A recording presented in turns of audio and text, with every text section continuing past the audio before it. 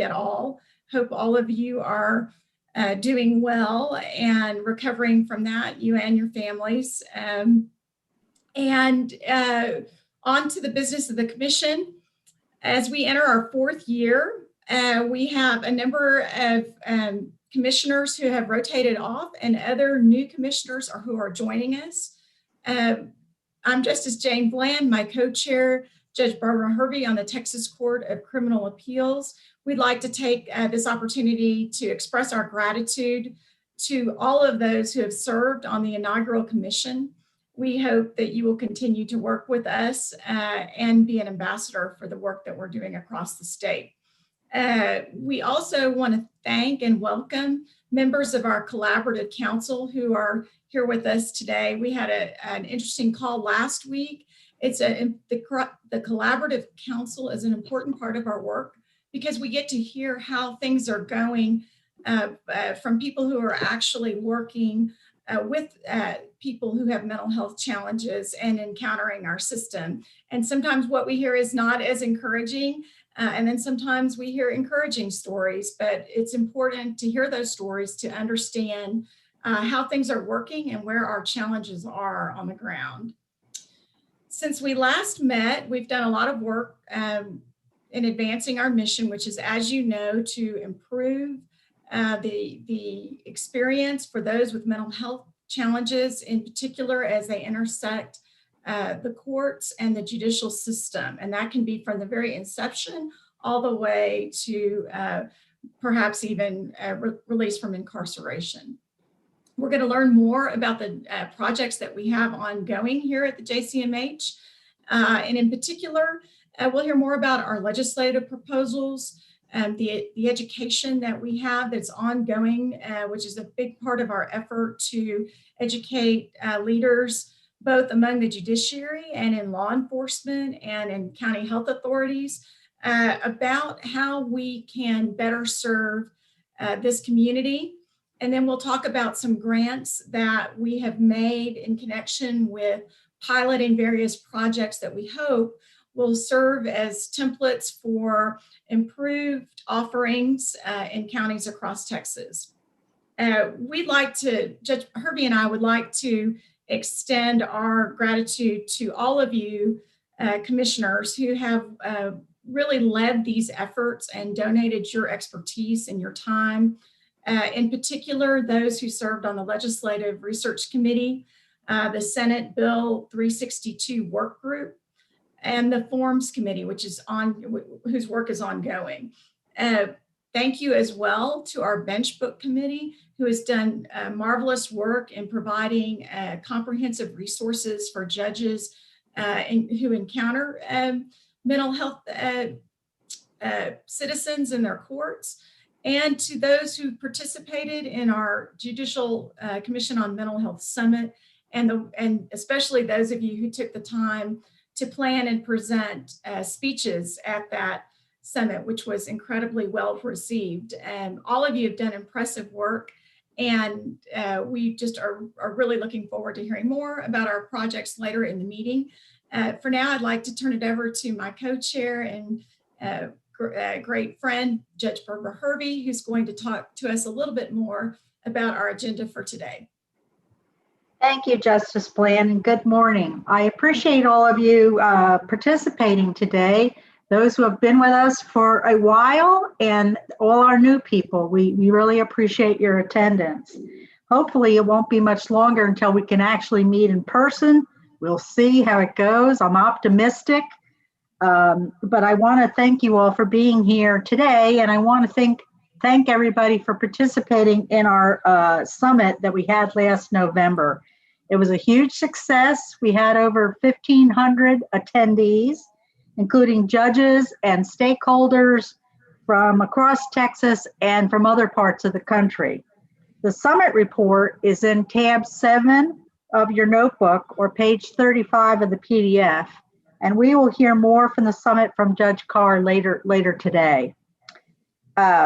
I'd like to remind you that the CCA, my court, is updating the Mental Health Resource Guide, And it's a publication with county-specific information regarding mental health and what is available in every county. And it's available on the CCA website. And anybody that can add to our resources, please do. We welcome changes or updates or new things. And you can send that information to mental health resource, all one word, at txcourts.gov. The resource guide is also going to be the source from which we create a resource website. That's an exciting project that we're working on, and that'll be a great thing. It'll be a giant map, and it'll be very helpful. So now please turn to your meeting notebook. You should have received it via email. It's also available on the website, on the JCMH website, texasjcmh.gov. In tab 1 or page 4 of the PDF, you'll find the agenda. Our next planned break, I know those are important, is at 10:30, but feel free to take breaks as you need and hurry back because we'll have a lot of fun things to attend to today. Tab 3 has the minutes from the last meeting, and when you get a chance, if you look those over, if you have any corrections, please let us know. And we will start this morning with introductions of our commissioners. We have a few minutes to hear from each of you. Then we will work our way through the meeting notebook. And with that, I'll turn it back over to Justice Bland. Thank you. Thank you, Judge Harvey. For just as a reminder, as we go through and kind of say good morning to everyone, if in your upper right corner, you can change the view on Zoom so that you personally, if you'd like to just see the speaker who's speaking, you can change it to speaker view. If you want to see all of us, keep it at gallery view. But as we go through these introductions, it might be helpful to be able to see the speaker more clearly since there are so many of us on today. We do have a few minutes for commissioner introductions. I would say if you could just take a minute or two so that we can hear from everybody and just talk about your reason for being on this commission and share with us any announcements or thoughts that you might have. And to those of you that are new to the commission, welcome, and this will be a chance for us all to get to know you as well. So I'm going to start off with our wonderful Vice Chair, Justice Bill Boyce, who's been an integral part of the commission since its inception and has really offered incredible leadership, especially on the legislative front, but also in just his deep understanding from his service on many organizations involving mental health, including chairing a board in Houston, and in addition to his incredible law practice. So I don't know how he makes time for it, but he does, and does such marvelous work. So good morning, Justice Boyce. Thank you, Justice Bland, and good morning. Thank you to everyone for participating today. It's generally a good practice to give some time back to the court, so I'm going to try to do that this morning with just a brief introduction. As Justice Bland mentioned, I've been involved in this commission and its precursors going back to 2016.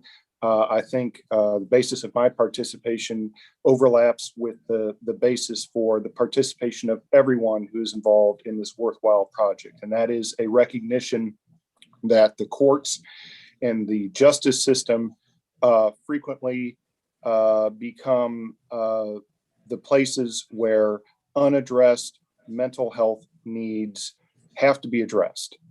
How can we do that better? How can we channel things in a more positive, productive, and helpful direction for everybody who's involved? That is the short version, but I think our time is better spent this morning by particularly hearing from some of our new commissioners. And so with that, I'll wrap it up. Okay, great. Thank you, Justice Boyce. And now Dr. Connie Almeida from the Fort Bend County Behavioral Health Services. Good morning. I'm delighted to be part of this commission. This is really a great honor and opportunity. So a little bit about myself. I'm a licensed psychologist and have been a licensed specialist in school psychology. And I've been working in public systems for 35 years with people with IDD, dual diagnosis, co-occurring disorders, and obviously mental illness. My work with the courts actually started about 15 years ago, specifically with the infant toddler court. So working with young children that were involved in CPS. And so I had the opportunity to work with Judge Helms, Judge Pope in Fort Bend County, and several other judges throughout the state of Texas. But really, that really started my work with the courts that, of course, expanded into, jail diversion initiatives, mental health courts. And this really is my passion about, bringing people together and creating systems to get people to the right care, keep them out of jail, and support reintegration and reunification. So I'm delighted to be here. Thank you. Camille Kane from the Texas Juvenile Justice Department.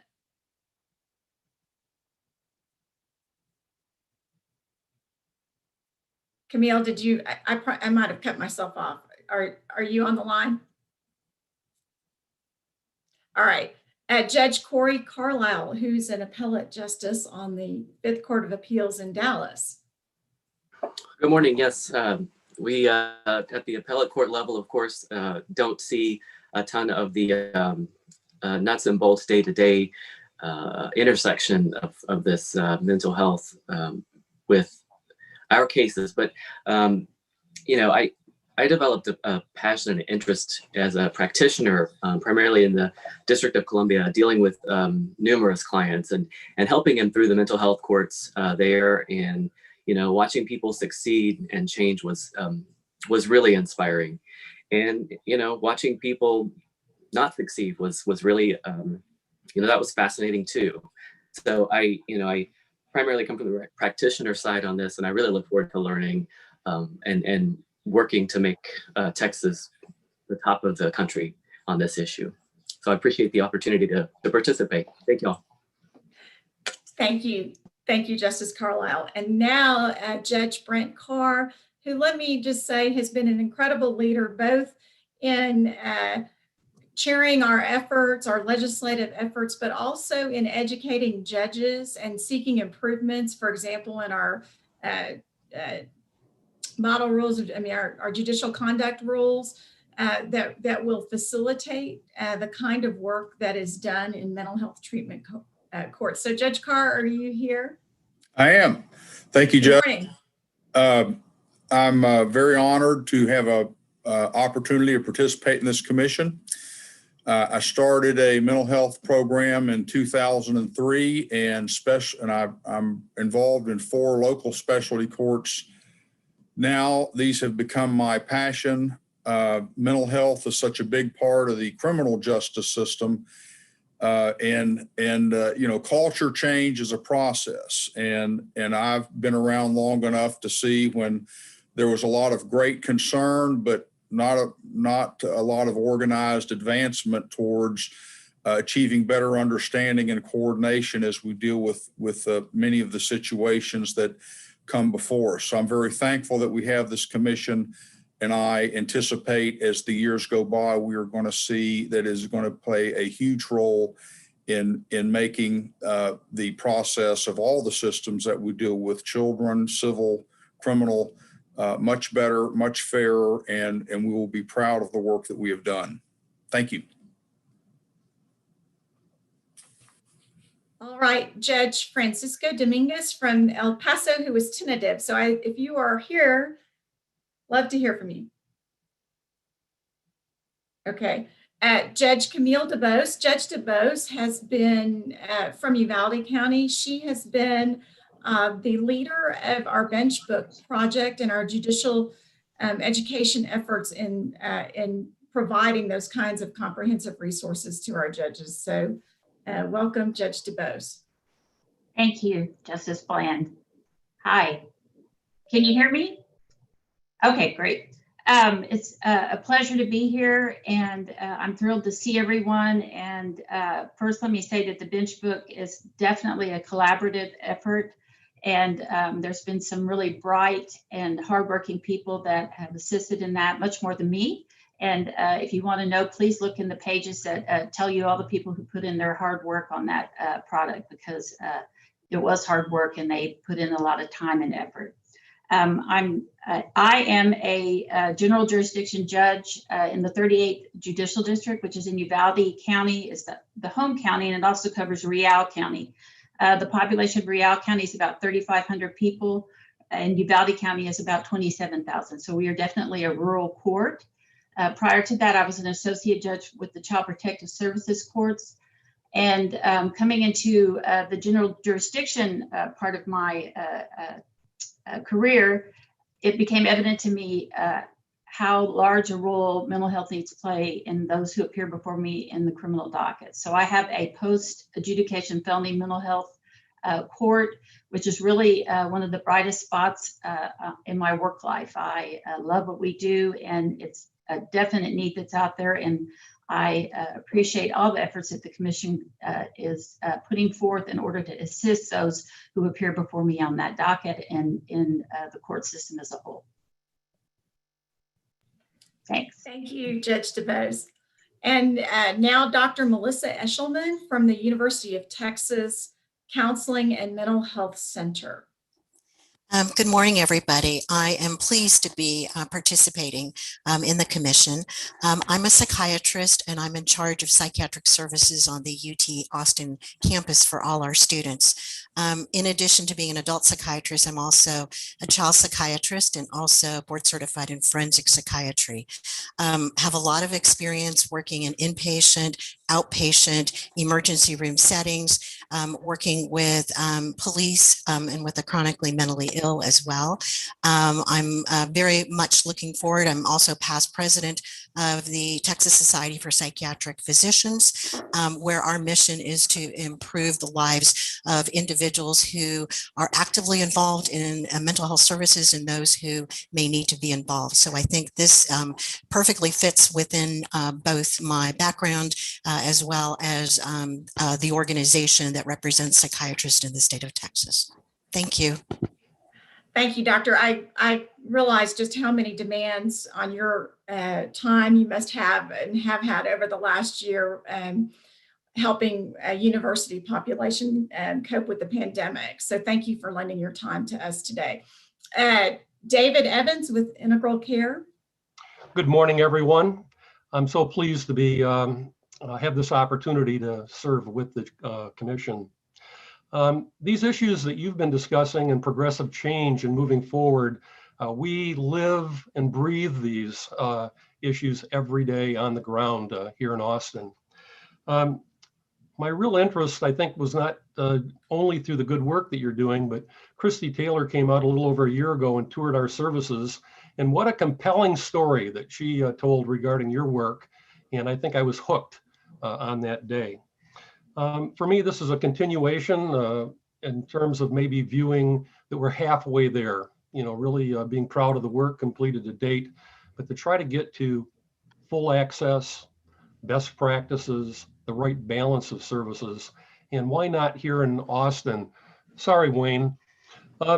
So just a couple of things. I had an opportunity to serve as staff in New York City as part of the consulting on the Willowbrook Review Panel starting in the 70s. This was a 6,000 bed Staten Island facility in which it came under a class action and court order to provide least restrictive and freedom from harm services in its eventual closure in 1987.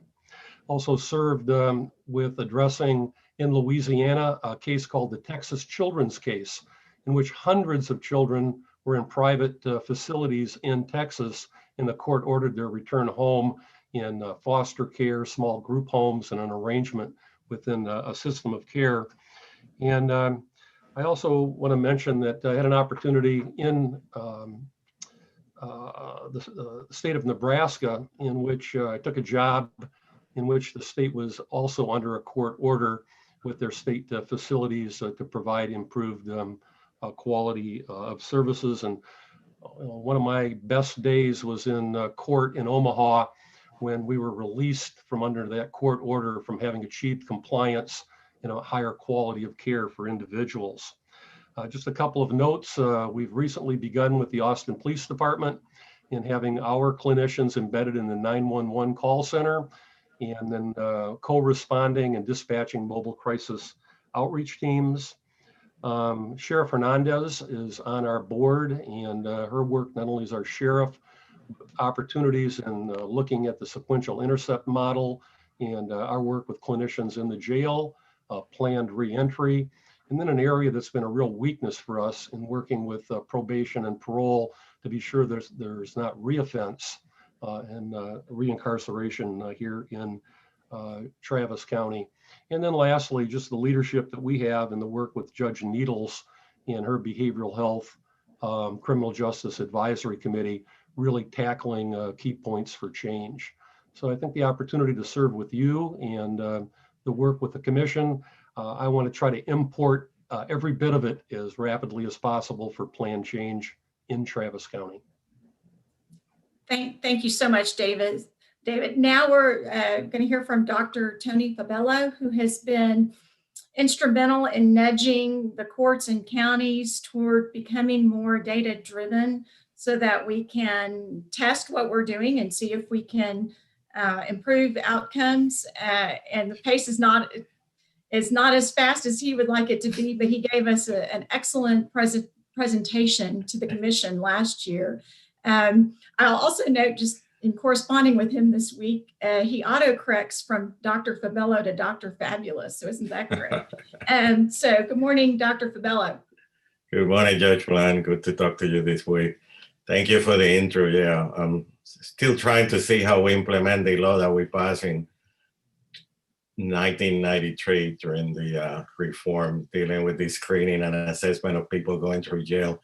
So yes, like you told me, Nicole, it did not take from one day to be built. So I'm trying to do that and build some of this stuff, working with the counties.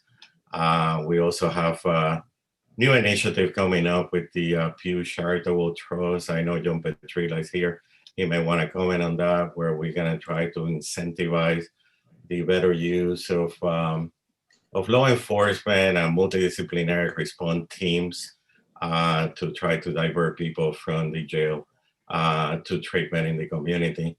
All very complex things, and I appreciate your intro because yes, I'm in the trenches trying to make things work, trying to come up with the numbers, and I'm getting less frustrated than before because I'm older. So my life horizon is a lot shorter. So I don't have to think what's going to happen 30 years from now because I'll be gone by then. So I'm just trying to go step by step. But I appreciate being here. I was here since the beginning, and I'll help you any way I can. So thank you. Thank you, Dr. Fabello. I forgot to mention that the good doctor is with the Meadows Mental Health Policy Institute. Yes, all right, Elise Ferguson, Collin County Mental Health Managed Council. Good morning. Is it Elise or is it something else? It's Elise, yes. Good, okay. So I began my career in mental health straight out of college, working for a local MHMR, and worked my way up in all those positions, ultimately becoming director of home and community services before I left there. And while at the time, mental health wasn't in my career path, it continued to follow me wherever I went. And so I went on to work for probation and ended up with the mental health caseload. And then as a lawyer, started seeing more and more mental health cases. And then this job came up at Collin County, allowing me to manage our indigent defense program, specifically mental health cases, and work with our community in the jail. And through that, I've been able to work as an instructor for the police departments and develop relationships with our community CIT programs and become involved with those. I also serve as the mental health chair for the Texas Criminal Defense Lawyers Association and work very closely for Texas CIT. And in fact, we have a conference coming up if anybody's interested in April, the 8th through the 10th in Amarillo. So we're really excited about getting to collaborate and work more. And so I guess mainly my goal right now is to continue to work on collaborative efforts and bringing people together, mostly in our community, to work to resolve problems and think outside the box instead of sticking with our very rigid instructions on how we have to do things.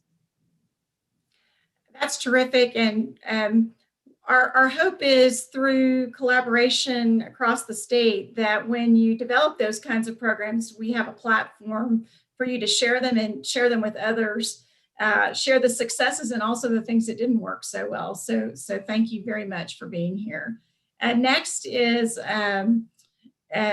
Sonia Gaines, who's the Deputy Executive Commissioner for Intellectual and Developmental Disabilities and Behavioral Health for the Texas Commission on Health and Human Services.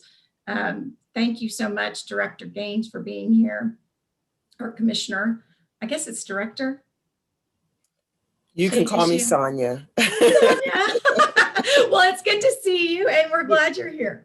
Thank you. And I'm so pleased to be able to continue to work with the commission. A lot of great things have happened over the last 4 years. It's something that everyone should be very, very proud of. In the role that I have at HHSC, I have responsibility and oversight for community mental health services, as well as IDD, intellectual and developmental disabilities, and substance use services. In addition to that, also have responsibility for the mental health coordination area. And I know Dr. Harvey's on the commission now, so I'm going to let her talk a little bit about that. But there's a lot of exciting things that have been going on here at HHSC, and I'm really pleased about some of the work that's been done in our area of forensic services. Dr. Simpson leads that area and has done a tremendous job. Most recently, she has led a initiative to do a statewide a sequential intercept model. And we've had over 150 people participate, well represented in terms of the judiciary, our local mental health authorities and local behavioral health authorities, as well as people with a lived experience.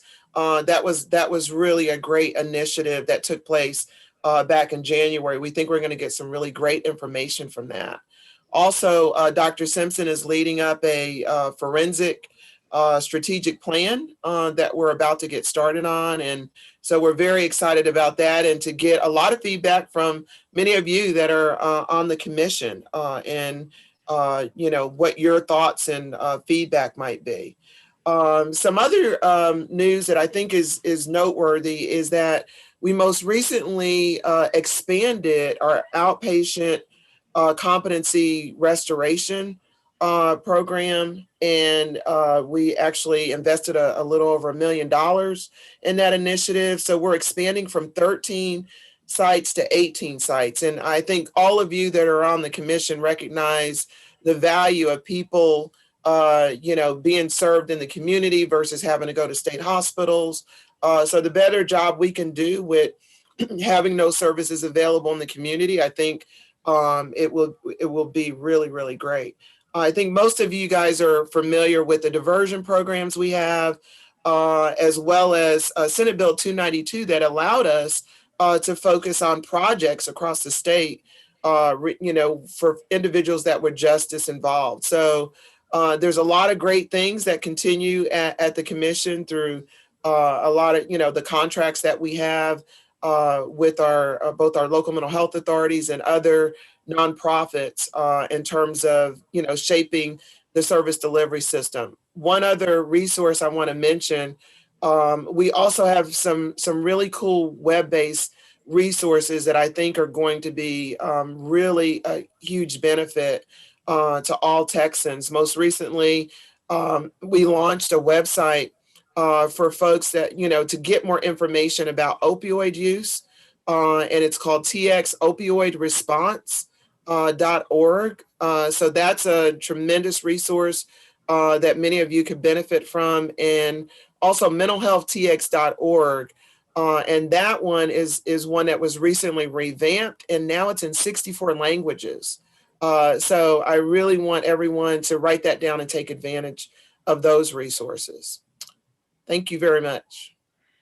Thank you, Commissioner Gaines, who has been partnering with the commission since the beginning, and we really appreciate all your leadership and your efforts to coordinate with us, all the great work you do. Judge Hervey and I were both delighted to attend a program on the sequential intercept model led by HHSC and Dr. Jenny Simpson, who Commissioner Gaines mentioned, and it was informative and a great opportunity to find out more about the work that's being done over there, and how we can better coordinate that work in the judiciary. And so next, we have come to realize, as we've all collaborated, just how important peer support is at various, I guess you would say, if I was going to be like my millennial daughter, inflection points of our work. And so we were delighted to welcome Kevin Garrett to our commission as our peer support expert. And I also heard that he recently passed the bar, and want to say congratulations if that's true. Thank you, Justice Bland. I am the former Hogg Foundation Peer Policy Fellow at the Texas Jail Project, where I worked on forensic populations being held, as well as other special populations being held inside of one of Texas's 240 county jail facilities. While at Texas Jail Project, I was appointed to the State Bar of Texas's Disability Issues Committee, where I now serve as vice chair of that committee. I am also the chair of the mental health subcommittee that was newly formed when I started there. During the pandemic and in the final months of my fellowship, I was granted a waiver by the Texas Board of Law Examiners that allowed me to sit for the Texas Bar, and as Justice Bland just mentioned, I passed. The basis of my involvement here in this committee is that of a person with a lived experience. So I am truly honored to be able to bring that perspective into this. I can definitely say that 30 years ago, when I was going through that cycle, if you will, there was nothing like this that was really going on. And if a person had any kind of mental illness or anything like that, unless they were showing very, very acute symptoms like suicidal ideation or, responding to internal stimuli, they just got a generic diagnosis and we all got placed in general population. So I can definitely attest to some of the things that have already previously been mentioned about getting this population back into the community, because that's where I was able to get my personal recovery, and I've seen time and time again in my professional life that is the best place for this population, not the jails and certainly not the courts. As a person with lived experience, again, it's my honor to serve here, as I anticipate that in a post-pandemic community, as we all began to come back to work and everything, I anticipate that we're probably going to see these numbers rise. So it'll be time for us to roll up our sleeves and really get down to work with this. But it is really an honor to be here, and I'm happy to serve in any capacity that you have. Thank you. Thank you so much, Kevin, and congratulations. That's just terrific news for us all to share. I know everyone is really happy for you. That's great. Okay, and now Dr. Courtney Harvey, also with HHSC. She's the Associate Commissioner of the Office of Mental Health Coordination there. And as Sonia mentioned, she's got, she leads efforts to coordinate services. And so we're delighted to have her with us as well. Thank you very much, Justice Bland. Yes, I currently serve as the Associate Commissioner for the Health and Human Services Commission's Office of Mental Health Coordination. We're a very large organization, so administratively, I'll say that I direct report to Sonia Gaines. I also serve as the Mental Health Statewide Coordinator and Chair of the Statewide Behavioral Health Coordinating Council, to which the high courts are members. I've worked in the mental health industry for 14 years now, nearly 8 of which have been for Health and Human Services and variations of their behavioral health services departments. I've had the luxury of interning at a state-supported living center, working with individuals who were on forensic commitment, working for a local mental health authority through a Takumi program, working for a private psychiatric hospital, working as a court officer for adult probation. And so pairing that on the ground experience with working for Health and Human Services, I think has truly given me a unique perspective on the complexities of serving individuals with behavioral health needs, particularly those that are justice involved. I'm honored to have been selected to serve on the Judicial Commission on Mental Health, and I want to work with you to continue to identify gaps in policy and services for this population, to identify solutions, but beyond just identifying those gaps and solutions, to actually implement the change. And so thank you. It's an honor to be here. Thank you, Doctor. And now we'll hear from Judge Bonnie Helms, who when I joined the state court trial bench in 1997, she was a leader in the Harris County Judiciary, and she has only continued that leadership throughout the decades. And we're really delighted to have her her perspective and her work on our commission. Judge Helms.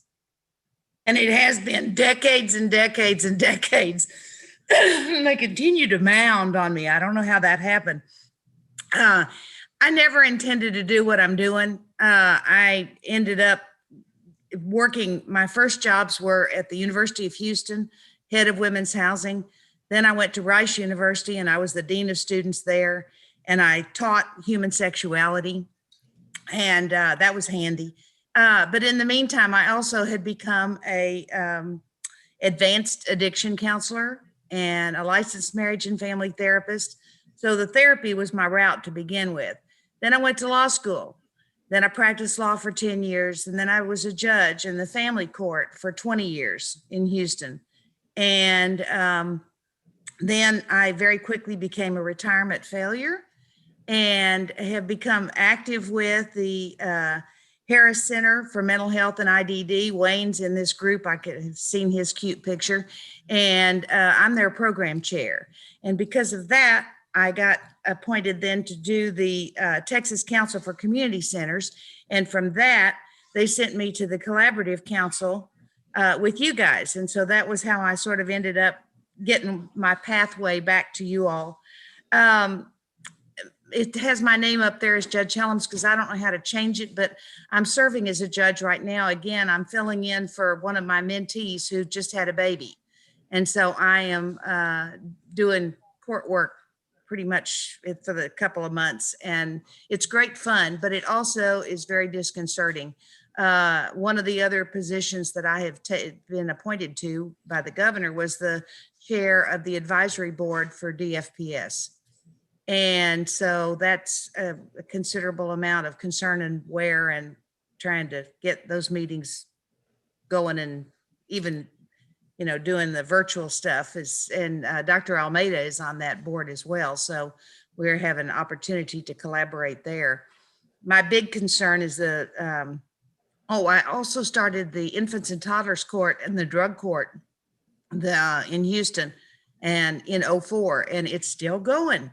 And in fact, that's one of the courts that I'm getting to see again now, sitting for Judge Griffith, because she took over the court. So I'm getting to see my old drug court again and work with them.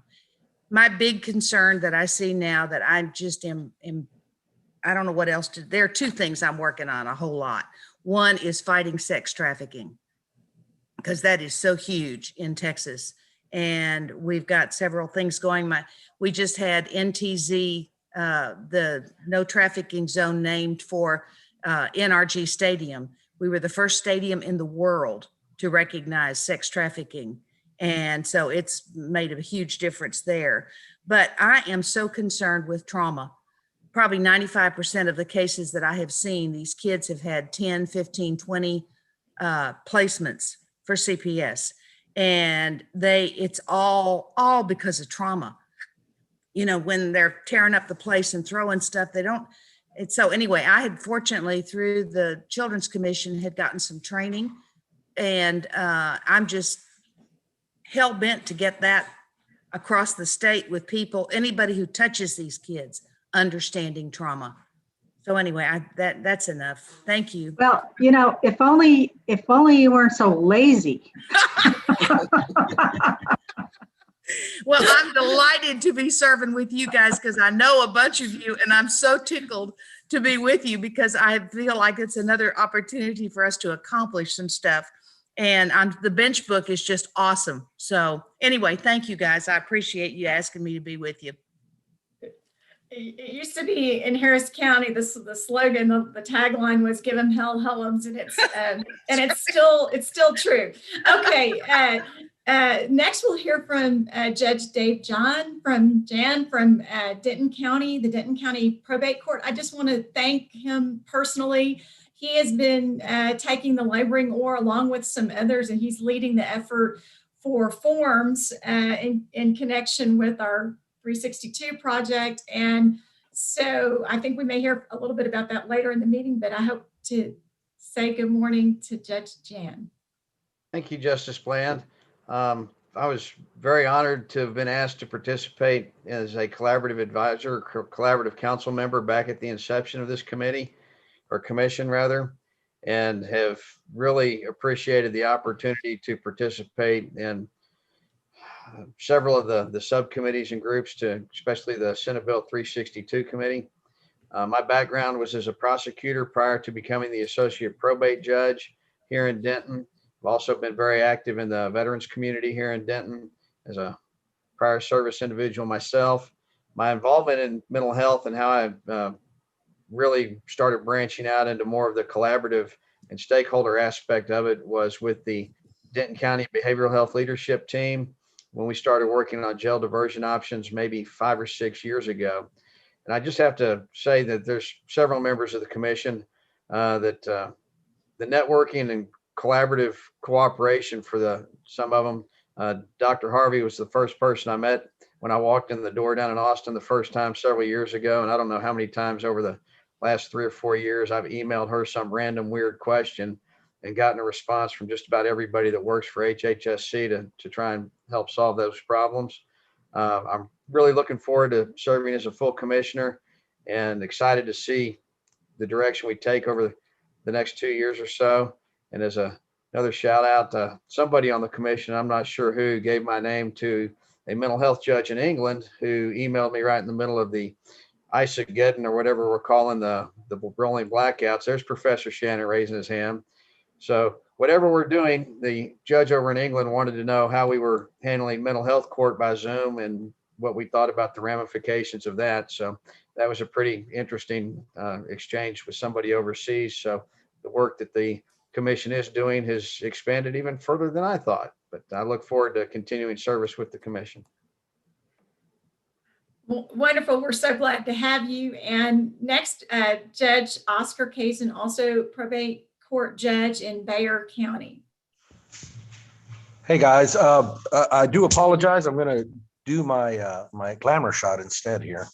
I am having really bad signal. However, I want to thank you so much for letting me be part of this. As you know, mental health is near and dear to me, as well as all of the therapeutic courts. I was privileged and honored to have been one of the first in Bexar County to have started a therapeutic court along with Judge Spiesha way back, I think in 2003 or 4, somewhere there. And I hope to bring my experience as a criminal court judge, as a mental health court judge, and as a probate judge to bear. And if I can do anything for you all, I think most of the people or many of the people on this call I've worked with or collaborated with in the past. I'm honored that you've asked me to be part of this. And I thank you. And most of you have my phone. You know how to get a hold of me. If I can help in any way, please do not hesitate to ask. Well, welcome, Judge. We're so glad you're here.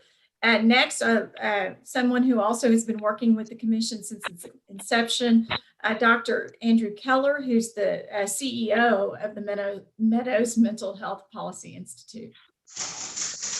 Well, thanks, Justice Bland, and thanks to you and Judge Hervey and the court for reappointing me. It's an honor to be here, and it is wonderful to see how much progress and how many interconnections, and Christy and the team, you all really deserve a lot of credit for that. I'm going to be brief. I actually just want to call attention to three things. One is that some of you may have seen yesterday, and I'm going to put the link up here in a second to chat once I'm done talking, because I can't really do that and talk at the same time. SAMHSA just released the first tranche of additional money for the pandemic for mental health and substance use disorders yesterday. And Texas will have about $200 million coming in the first tranche for additional substance use disorder treatment and mental health treatment that will go out to HHSC contractors through the normal block grant means. And I know Deputy Executive Commissioner Gaines and her team have been getting ready for this and have a great plan with their folks, but it's something you all should be thinking about. And I also want you to keep in mind too, that there's going to be additional tranches of dollars coming to your local communities if you live in larger counties, both your municipalities and your counties, in the billions of dollars. And you are allowed to do mental health and substance use disorder stuff with that. So be sure you are pinging your county commissioners and city officials about how important you believe this is, because this is a tremendous place where the influence of this court can be used, or this commission can be used in your courts and your other means.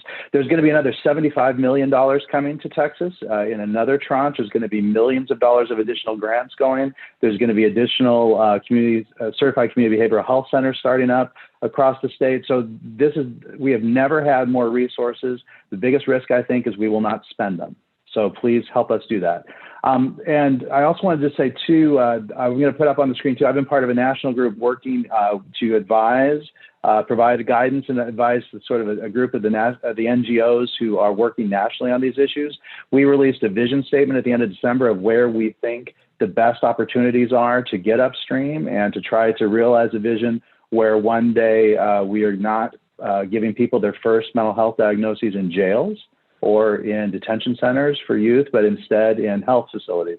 So I'm going to share that link as well with folks. I would encourage you to look at that, because the vision there is one. And I just want to also then reiterate one last thing and say a little bit more on it, that the fabulous Dr. Fabello said earlier, who likes to pretend sometimes, by the way, that he works for me, and that's not at all true. He just happens to get a paycheck through our organization for his awesome independent work in this world.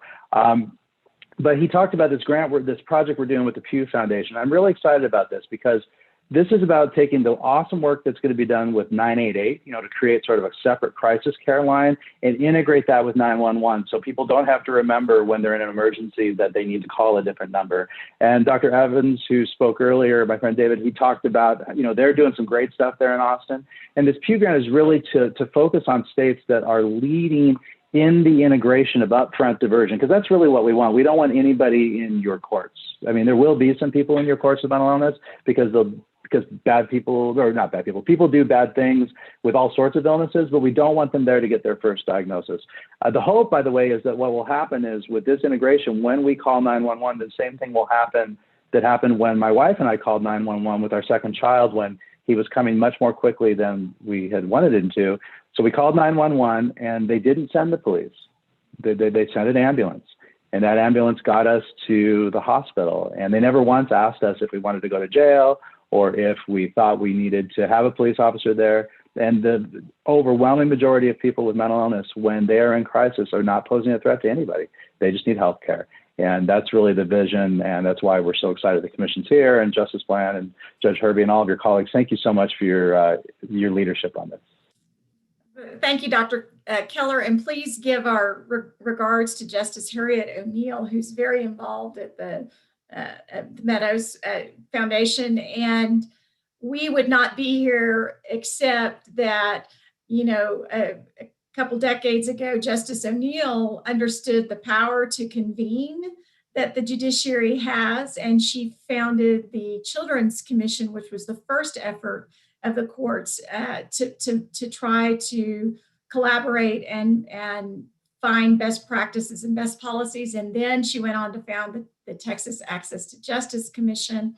And really working off of those templates, it was the Texas Supreme Court and the Court of Criminal Appeals for the first time are jointly collaborating on JCMH. We could not have done it without all of the work, all of the groundwork that Justice O'Neill had laid for us. And she also was one of the inaugural commissioners of this commission, and shared her thoughts and expertise. So give her our thanks.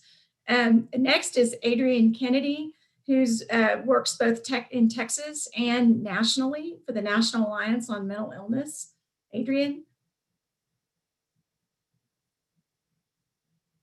I know she's here. I saw her on the screen. Yeah, I just had to, I didn't know whether I was automatically to take myself off mute. Here we go. Very good.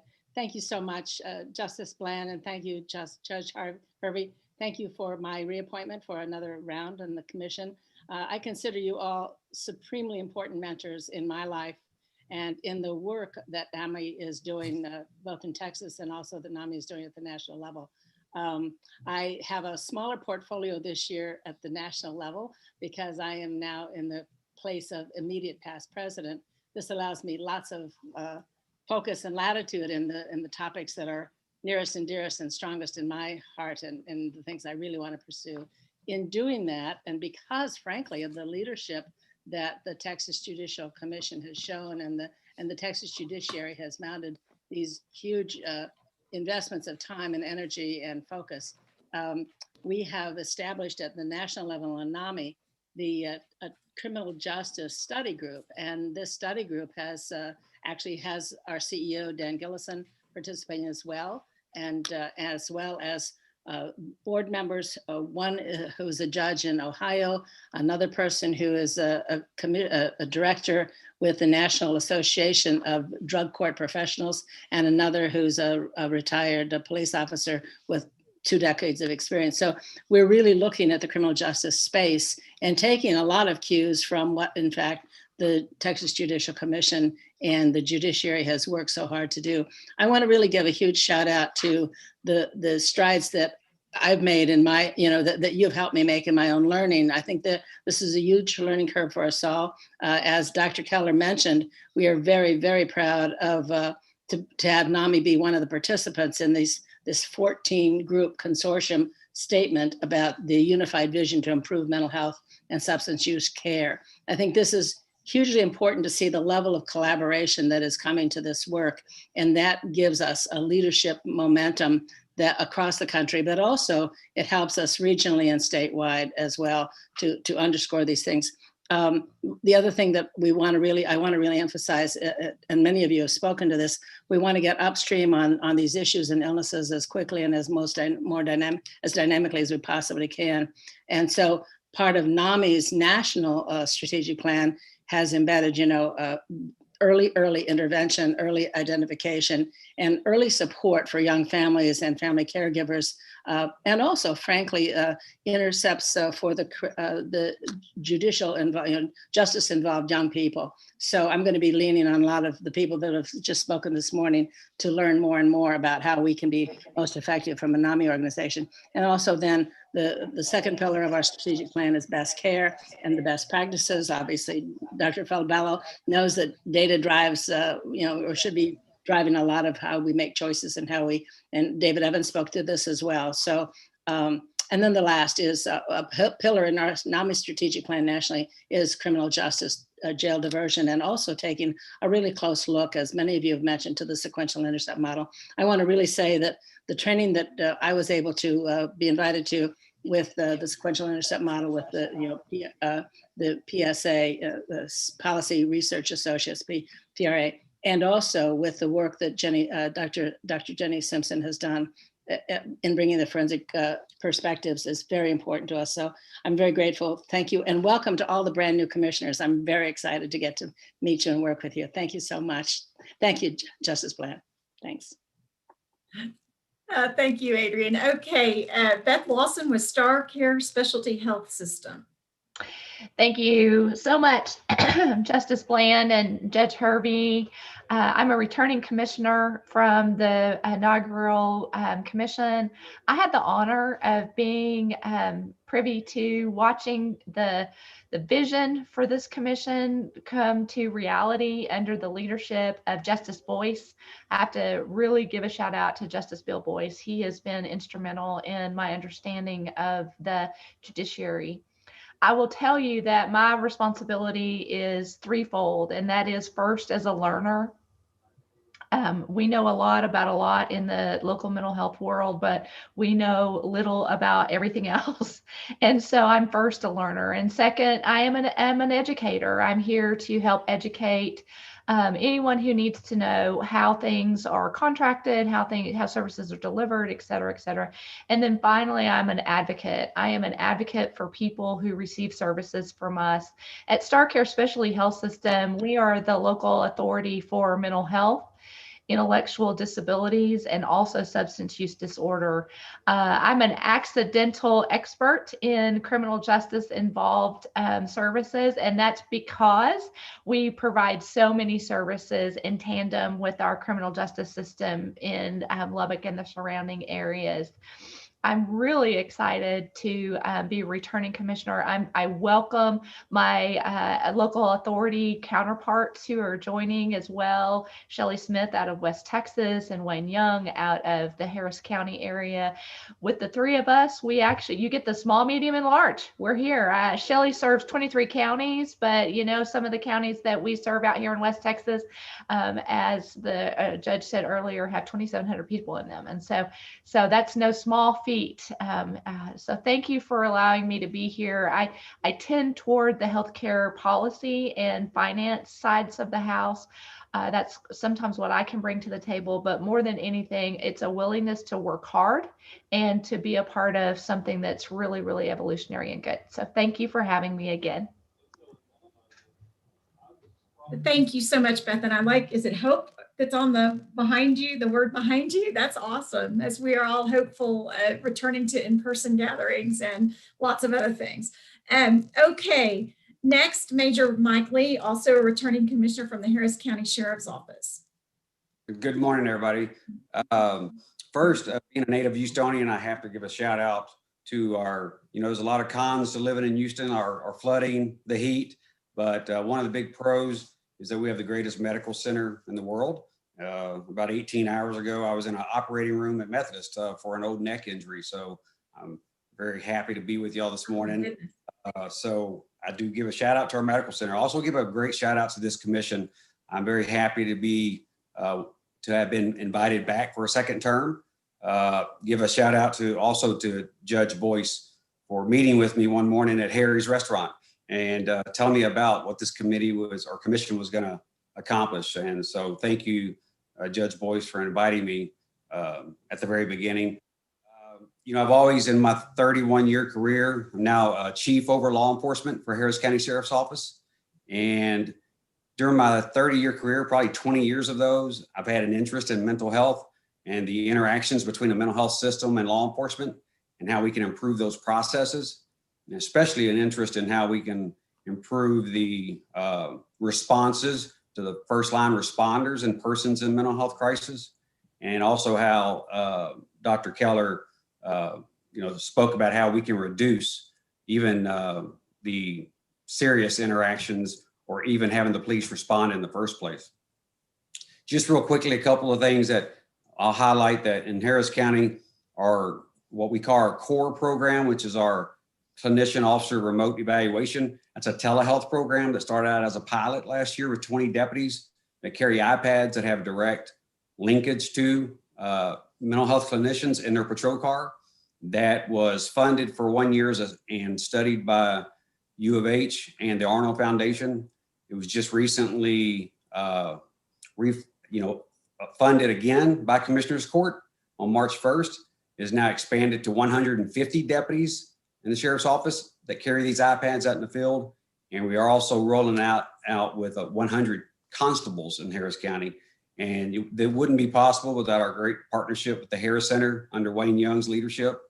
We're very lucky to have a great relationship with our district attorney's office and the work that Denise Onken, that's also on the commission, does.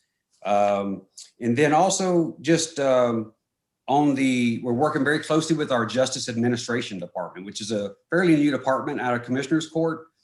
They just received funding this year at the tune of $5 million to work. We're all working together to start a non-law enforcement response program that will, as as Dr. Keller was mentioning about how we intercept calls at the point of 911, send non-law enforcement responders to these situations. Very excited about that. We hope to have that pilot up and running by late summer, and very excited about that. So that's a little bit about what's going on here in Harris County, and happy to be here with all of you this morning. Thank you, Major Lee. And obviously it's a testament to his commitment that 18 hours post-surgery, he's on this call with us, but take good care of yourself. We want you for the long haul. So don't do everything the doctor says to do. So thank you. I'll fade out every now and then and turn off my camera. That's probably okay, good. Okay, Judge Elizabeth Leonard from Midland County.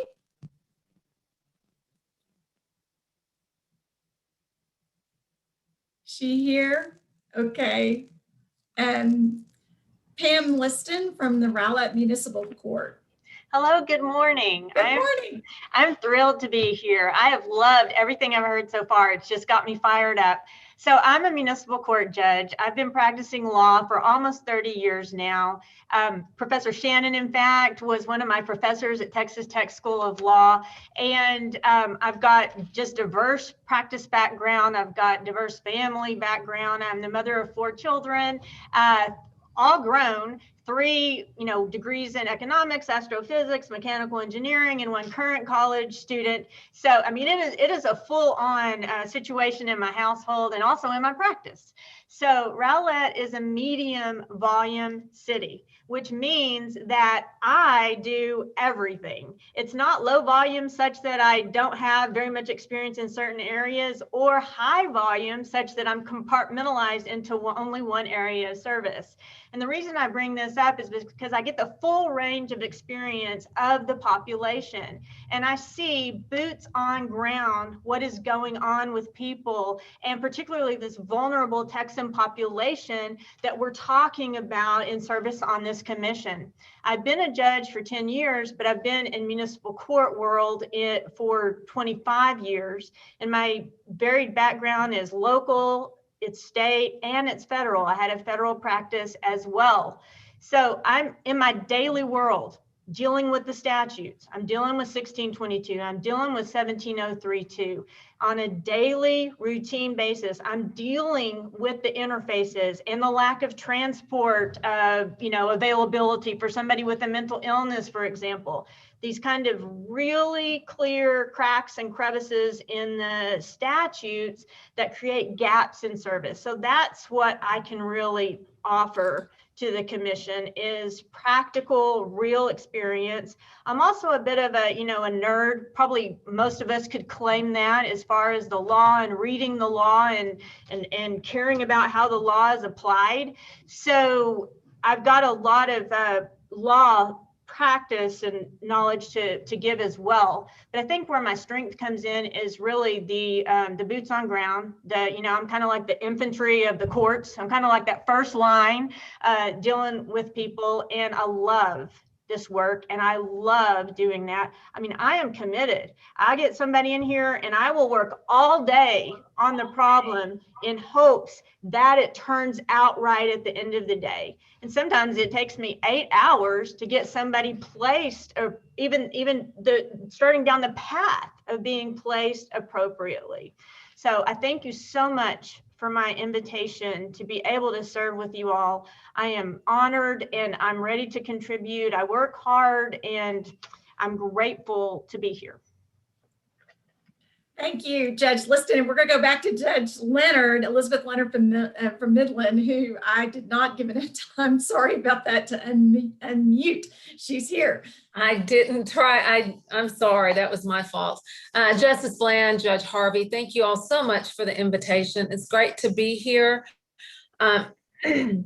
This is my first term as a commissioner, so I am enjoying getting to hear from everybody. I'm a general jurisdiction judge, And I started a mental health court back in 2013. Again, like Judge DuBose, it is primarily a post-adjudication felony court.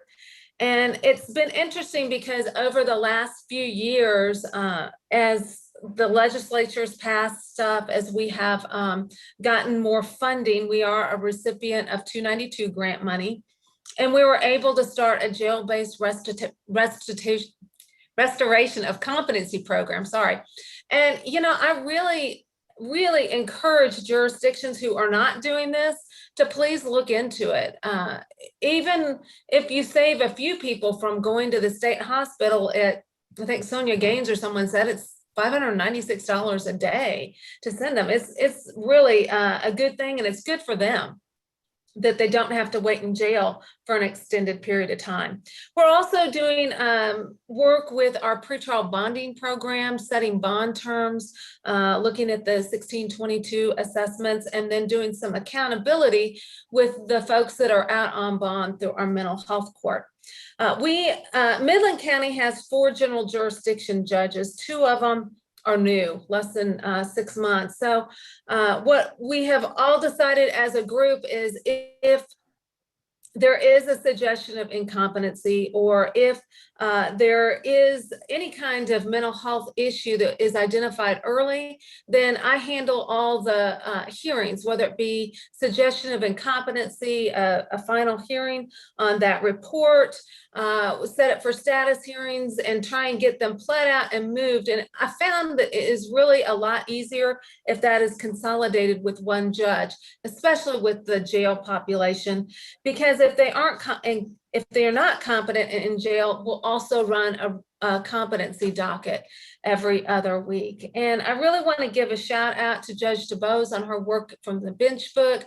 I saw Denise Onken on this. Y'all did a book for TDCAA. Oh my gosh, since I'm doing most of Midland County here, those forms have really been helpful. And to Brian Shannon, your book has been a go-to for Midland County. So thank you all for making my job easier. Thank you, Judge Leonard. And now we'll hear from the last of our trio of HHSC partners, and the Deputy Executive Commissioner for Health and Specialty Care, and also working with the commission since its inception, Mike Maples. Well, good morning. And yeah, I really appreciate being appointed again to the committee. I did want to give you all I've presented data to you, and we've talked about a number of things, and thanks to this commission, and I think the spotlight on numerous things have resulted in some change. As you all know, last session and earlier when we first began, we talked about, you know, some of the things that were occurring about commitments to the 46Bs, and certain people were having to be committed if they committed a certain crime to our maximum security unit. And we worked together and talked about really that needed to be a clinical decision, and not necessarily just because of the crime you committed did you need to go to maximum security. So Senate Bill 562 was passed.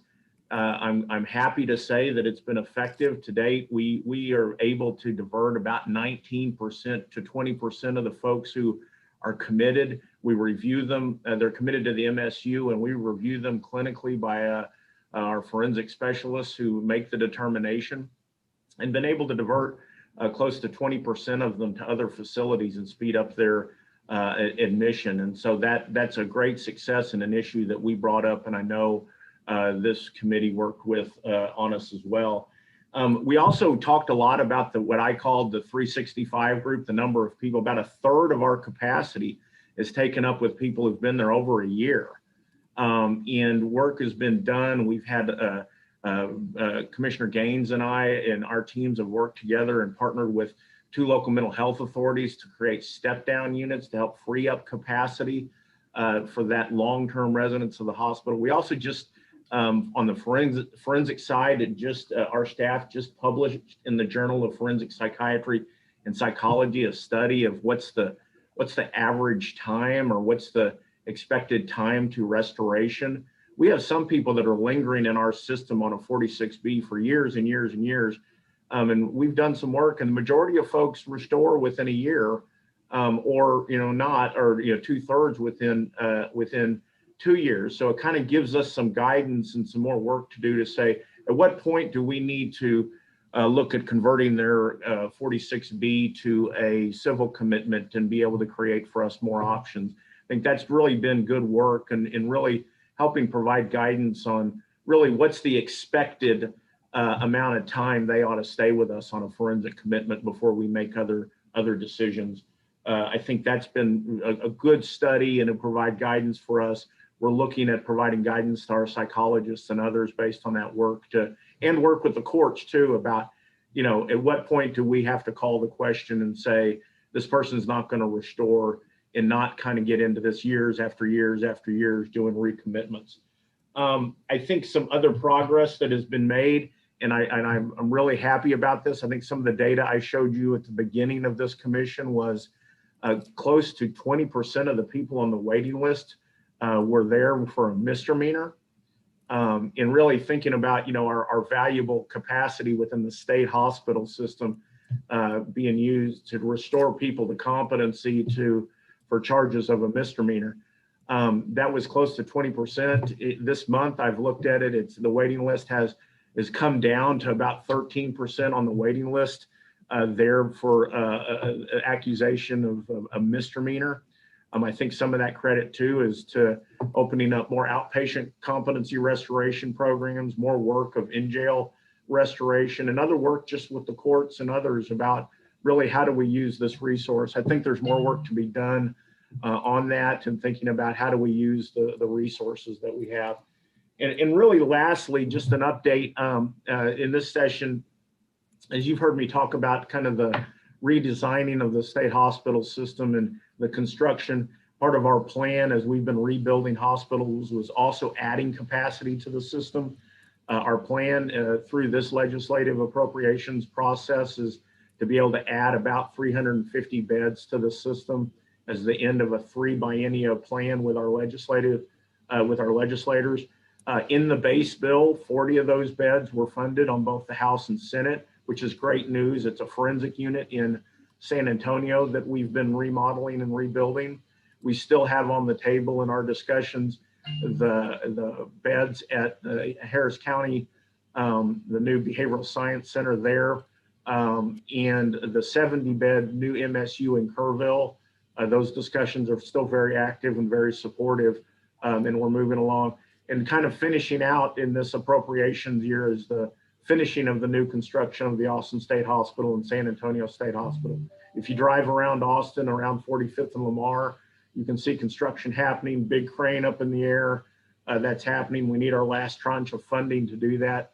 We've worked with you all about that needed a rebuild of those facilities and also the capacity expansion of 350 beds, which is great, will help us. But as we've talked about before, just adding beds alone isn't the end of the story. It's a catalyst for discussions as we've had of how we change the way we use our beds. Just adding beds, and we'll fill them up immediately if we don't, as I've talked about on those previous items, change the way we use them. And this group has been very, very helpful in those discussions as the data shows. And I really appreciate being a part of the work that you all are doing and continuing to discuss these policy issues. But great progress on several issues that we brought up, and I really appreciate that. And more work to be done, but obviously this is an action-oriented commission and been very supportive. I'm glad to be back.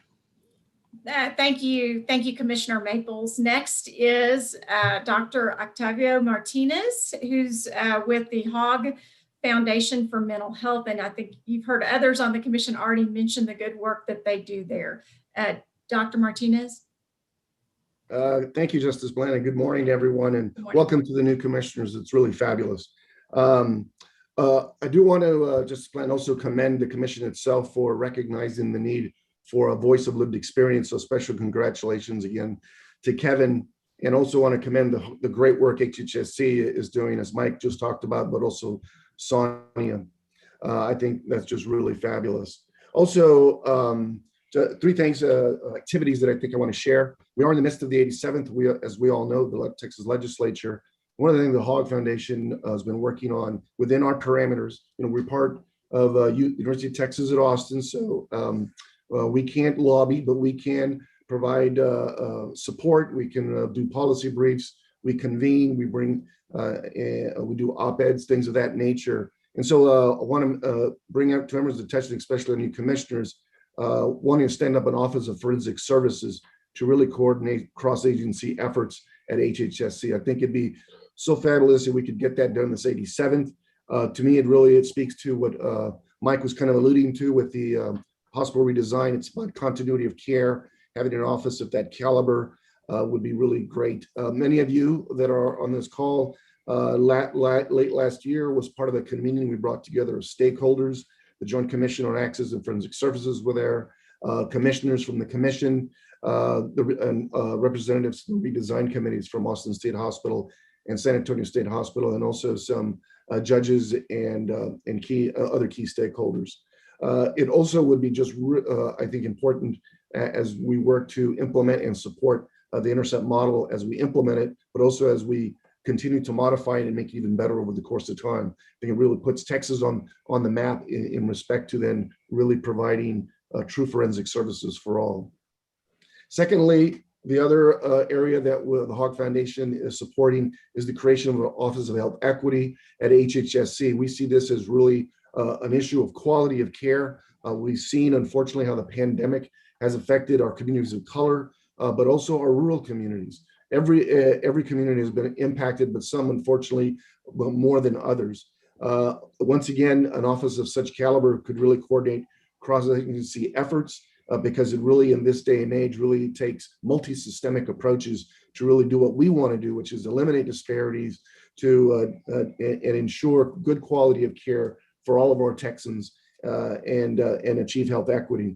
And we could identify and eliminate these barriers that are preventing us from allowing good health care for all. And third, President appointed me to the COVID-19 Health Equity Task Force at the national level. So this is a White House task force that is being supported by the Office of Minority Health at HHS. And we are currently looking at all the issues that are truly impacting all our communities across Texas, but across the nation as well, in reference to the disparities and the gaps that we're seeing in ensuring that all of us are going to be healthy and fighting against this pandemic. Communities of color have been hit very hard. We all know that, but also our rural communities. Once again, I really want to point out how hard our rural communities have been hit. And so I'm bringing this to the attention of the commissioners because if any of you have any thoughts or ideas, especially as it relates to our incarcerated populations, be they at a jail or the state, prison setting, or how you're seeing the communities being affected with the in your court system. Please reach out. Want to get as much as I can. I'm the only Texan on the task force, so I want to represent all of us well, and I'll do my best. But I need your voice to help me to make sure I'm getting across what they need to hear about. And with that, I'll turn it back to you, Justice Bland. Thank you. Thank you, Dr. Martinez, and thank you for all the good work that you're doing at the Hogg Foundation. Next, Honorable Stacy Matthews, who's a judge in Williamson County. Good morning. Congratulations, Dr. Martinez. That's fantastic. And Kevin, I knew you were going to pass. But I'm going to try to keep it sort of brief because I know we're on a time frame and our time schedule. I have the honor of being reappointed. Thank you for those of you that had any influence on that. I appreciate it. What I've learned over since serving on this commission is there's a couple really important pieces. Collaboration and education have been sort of my takeaways. The collaboration of this group is just phenomenal. I've been able to take things back into my county. I've had people reach out to us about what we're doing. And I think just this group, just the level of folks on this group with their knowledge. I've reached out to several of you when I've needed, I don't know how to do this. I don't know how to do that. And so I really appreciate the collaborative effort and the expertise in this group. Also, I'm a former educator, so education is really important to me. And I want to say, I think we need to kind of give the commission led by Christy a big pat on the back. The last summit was incredibly well attended. I know that the minute the notice comes out about the summit in our county, everybody's scrambling to sign up and get the day off or the days off. And so I think that education piece, I know Judge Hervey, that's really important to her. And I think we need to be proud of what we've done between the bench book and the education. I think that it's just taking a moment to really look back over the last, I guess, 3 or 4 years. I'm just honored to have been a little tiny part of that. For those of you that don't know me, I am the district judge in the 277th District Court. I also have general jurisdiction. We divide up, however, so I do any criminal cases, and I also I'm our juvenile judge. So I really try to bring a juvenile perspective as much as I can to this this group, although Judge Wheelis is really the expert on that. One of the things that we've done in our county, and this commission has really helped in guiding us, is, we brought the Sims model in and did that as a county, and we really looked at some diversion programs. I'm running a transformative justice docket, which is for young adults ages 17 to 24 in the justice system. And what we're finding is the vast majority of them, mental health is the reason they're there, right? That's, obviously their brains aren't developed and they're making some bad choices, but we're diverting them. And so it's sort of we have a mental health docket, but again, like many, they're post-adjudication. This is a true pre-adjudication, true diversion docket. And it's something I'm really proud of that we're working on in our county. We also do trauma-informed care with our juveniles, and that's something that we've sort of taken the lead on. And again, that's folks besides me that have really reached out and done that. But again, we're able to really divert juveniles. We're seeing a lot of things happening at the front end. And again, the overarching, what we've seen in just since we've really looked at it is mental health is almost always at the crux of why these folks are in front of us, whether it's mental health within a parent and that's affecting the juvenile, or if the juvenile themselves are having some mental health needs. So those are kind of the things that I bring to the table like I said, I'm honored to serve with the rest of you who are just experts in all these different areas. And it's a true honor for me serve with you all. If there's anything I can ever do in terms of those areas, that's kind of what I bring. But I'm just honored to be here and proud of the work that this commission has done so far under the great leadership of Judge Hervey and Justice Boyce and Justice Bland. And so welcome to all our new commissioners, and I'm thrilled to be back.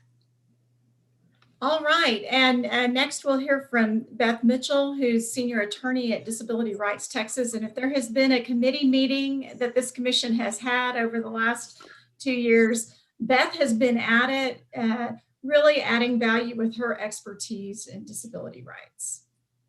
Thank you, Judge Bland. And I am also honored to be reappointed to this commission. I think I do bring a little bit of a different perspective to the group. I've worked at Disability Rights Texas, previously Advocacy Incorporated, for the past couple of decades. And that agency is a federally funded agency that was meant to protect and advocate persons with disabilities. And we have the unique role of being able to go into facilities and jails and other places unescorted to really identify what some of the issues are and what some of the problems may be as you go through those facilities. And so, through the years, I think, I've worked diligently on trying to ensure that the civil code and the forensic code have ensured that people that with disabilities, that their rights are not forgotten as we go through this system. And I think, and thankful for the committees and the subcommittees that this commission has had. I think that really have developed a lot of legislation that will protect both the individual and better the system for people with disabilities, which I think is really important. And I know a lot of people think of me as the naysayer or the pain in the side of everybody. But I really, although I think everybody does great jobs, and I've told I have great working relationships with people at HHSC and lots of different entities. that is my job. It is to poke holes at the places where there are still issues, and to try to encourage and move people towards the direction of trying to fill those holes. So, you know, I try to provide that through education and trying to have people understand where I'm coming from. I think sometimes I'm a little dogged in that approach, but hope, you know, but my hope is that I continue to really help with to ensure that people who aren't at the table, the people who don't have a voice, are being protected. And I think one of the other unique roles that I have here is that I also work with people with intellectual disabilities quite a bit in my work, and so I bring that perspective that often gets sidetracked as we discuss these issues related to people with disabilities. So, thank you again. Thank you so much, Beth. And there is no doubt in Christy or me or Judge Hervey's mind that we always come up with a better product with your participation in everything that we're working on. So really, we tremendously value your input. Thank you. And we are not that far away from finishing introductions, but we're going to take a little break from introductions to get a legislative update from David Slayton, who all of you know is the head of the Office of Court Administration and is being pulled in about 1,000 different directions and has been over the last year. And we're very delighted that he's here to share his valuable time with us to give us that update. He's got to be somewhere else a little bit later when he was on our agenda, so we're gonna take him out of order. I just want to mention just everything that David has been doing. He has coordinated the judiciary's pandemic response. He has been instrumental in developing the legislative agenda for the Judicial Council, including the work that came out of this commission. And he is just always just willing to lend a hand on an individual basis to any judge who needs help. The Supreme Court issued our 36th emergency order last week, which talks about how we're going to protect court participants as we gravitate toward more in-person proceedings. And within hours of signing that order, David had recorded an hour-long webinar explaining the order and answering judges' questions that was available to every judge across the state. And that's just the kind of like go-to outside the box thinking that we have in him. So I just have to tell you all how grateful we all are to have David. And with that, David, I'll let you give us a little bit of an update. Thank you very much, Justice Bland, for that nice introduction. I appreciate it. And I'm thankful that I have the opportunity to work with so many great judges, court staff, clerks who've given so much during the pandemic, and many of the rest of you who've served tirelessly for years to work on mental health. I'm just going to give you a brief update today. I know you have a lot on your agenda about where things stand with the legislature, and there is late breaking news, which I want to make sure you all are aware of. As you know, we've been working to get the commission's legislative recommendations put into bills that can be heard by the legislature. And I just want to give you, there are 3 bills that you should be following. There's probably more than 3 bills you should be following, but 3 specifically related to your recommendations. So in your legislative research task force recommendations, there were 11 recommendations 1 through 11. Those are contained, currently filed this morning in Senate Bill 1739. All 11 recommendations are in that bill. That bill is filed by Senator Zaffarini, and Representative Moody will be filing the House version as well today. So all 11 of those recommendations from the Legislative Research Task Force are in that one bill.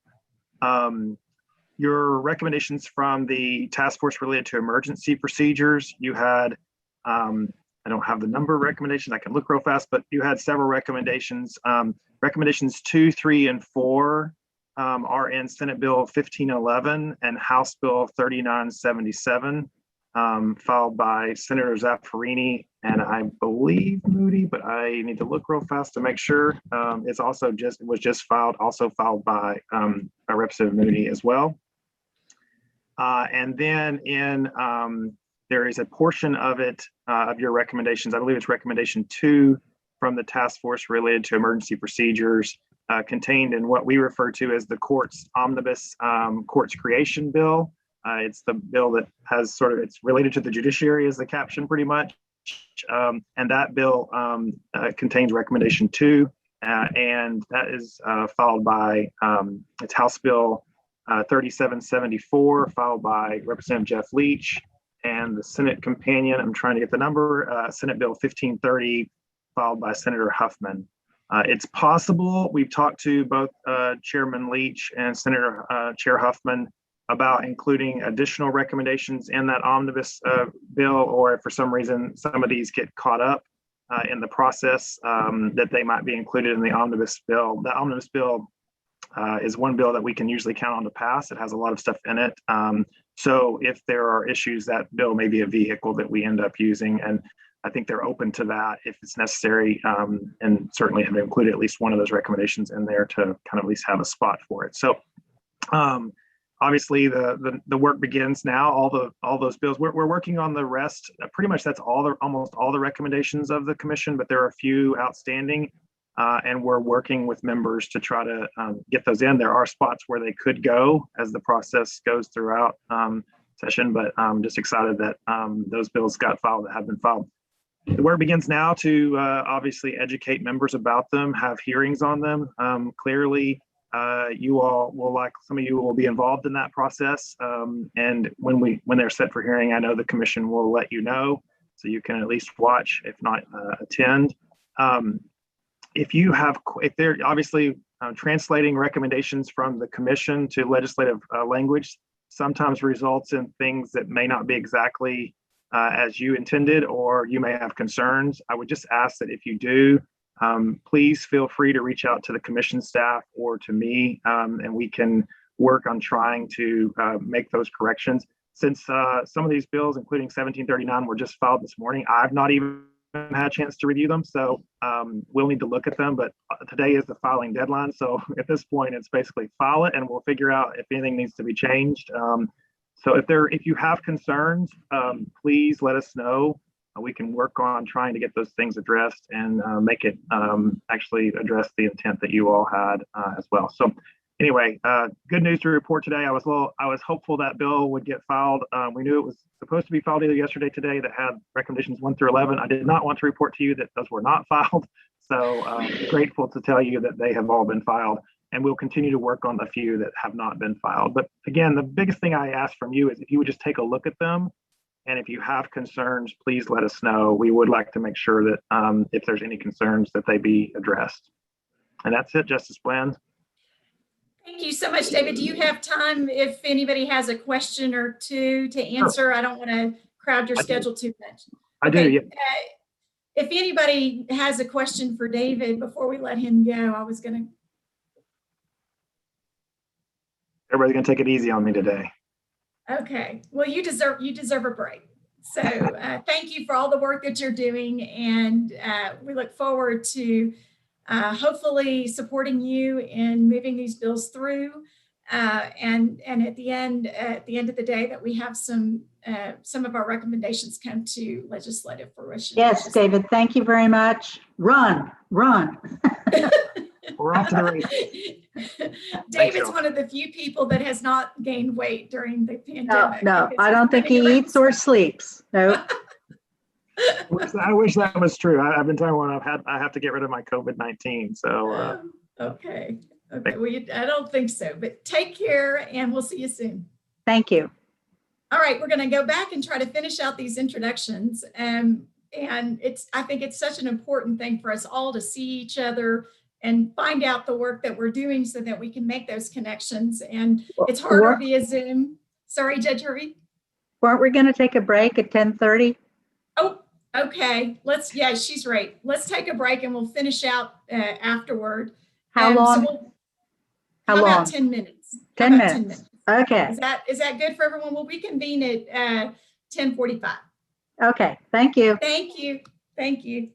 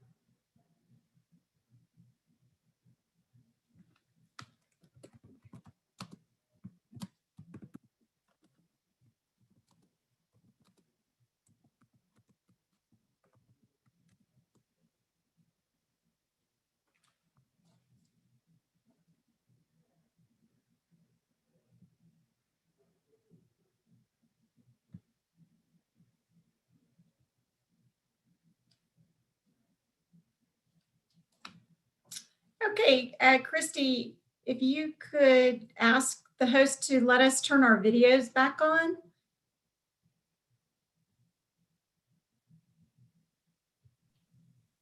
You should be able to. You just have to click it on your end, I believe. I did, and it just says you cannot start your video because the host has stopped it. Now, okay, good. Okay, we're back. All right. And Christy and her team have published in the link in the chat box copies of those bills that David Slayton referenced, and we will try to update you on those as they progress through the legislature. All right, we are more than halfway home, and certainly our last round of introductions is not the least at all. We'll start next with Judge Nathaniel Moran from Smith County.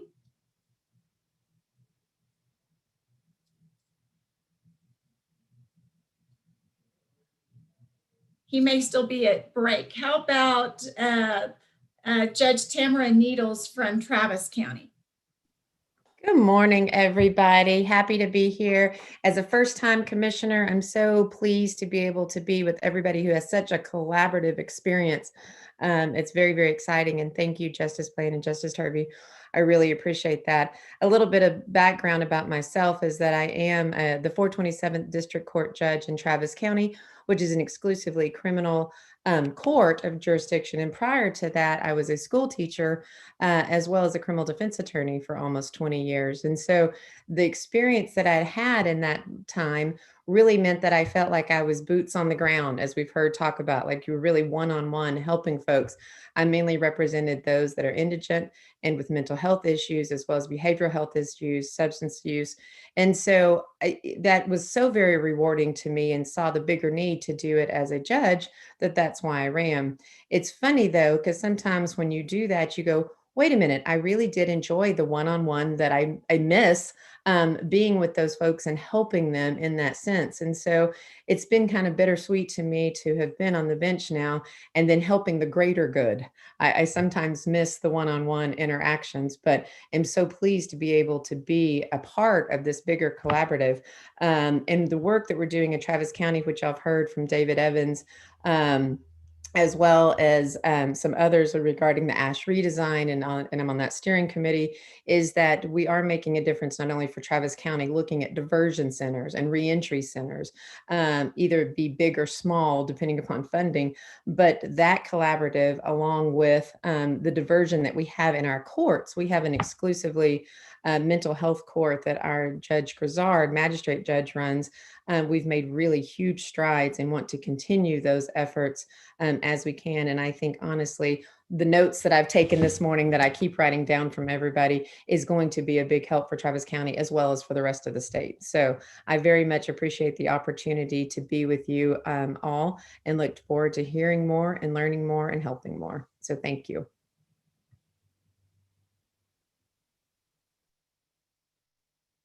Thank you, Judge Needles. And next, another returning commissioner, Judge Roxanne Nelson, and from Burnett County. And she and Judge Matthews have been, so helpful in lots of our committee work. So welcome this morning.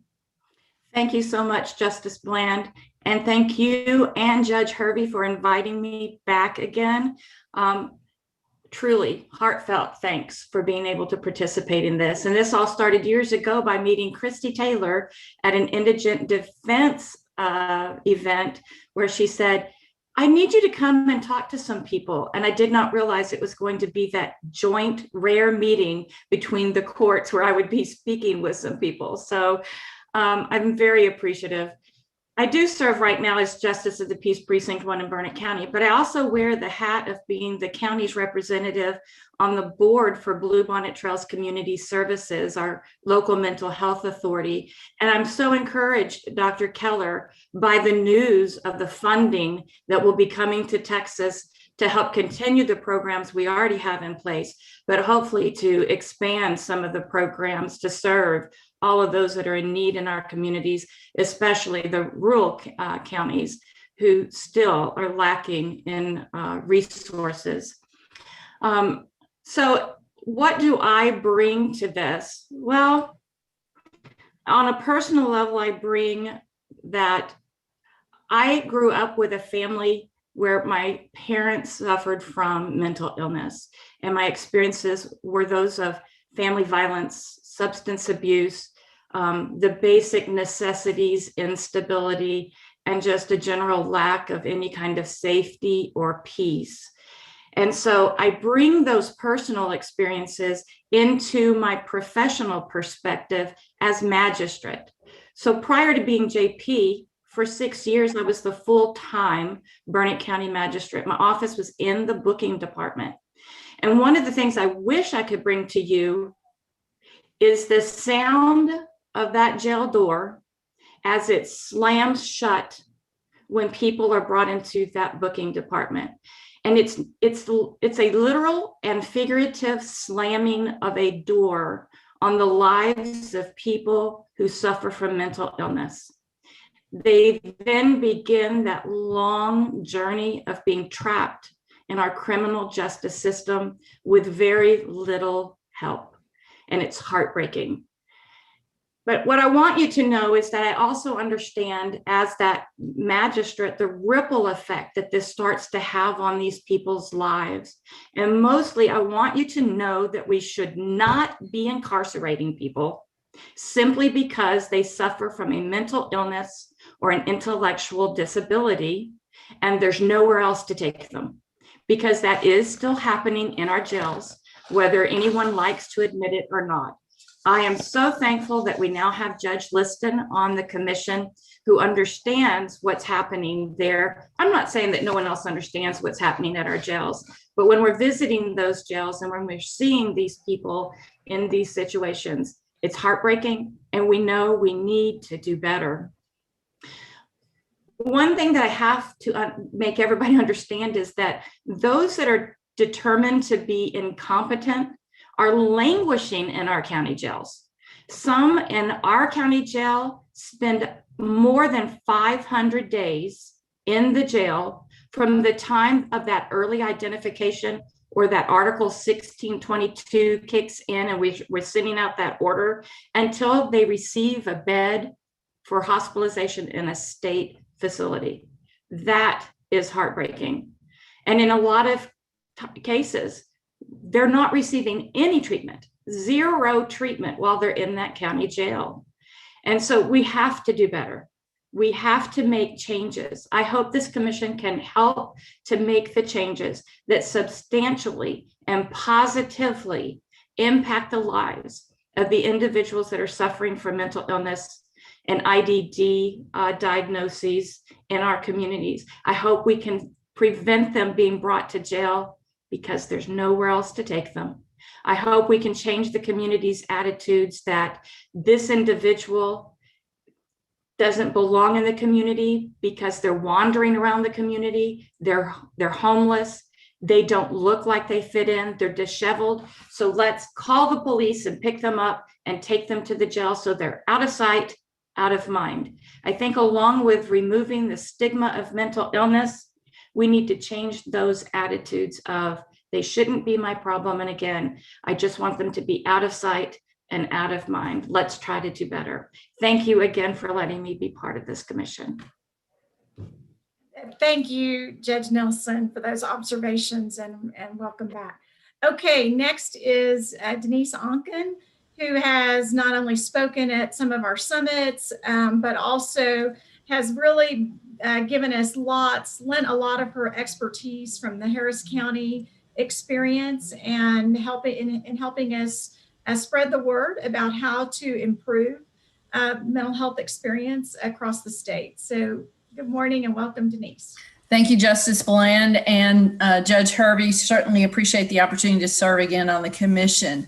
And, you know, as my colleagues from Houston and Harris County say, sometimes we're from the biggest, not always the best. We have our problems there, but I think we've made some great strides and great inroads. And I'm so glad to see my colleagues on the commission from Harris County, Mike Lee, Wayne Young, Justice Boyce. Thank you all so much for the collaboration. And as Judge Matthews, who used to work with me in Harris County at the DA's office, said, collaboration and education is so important.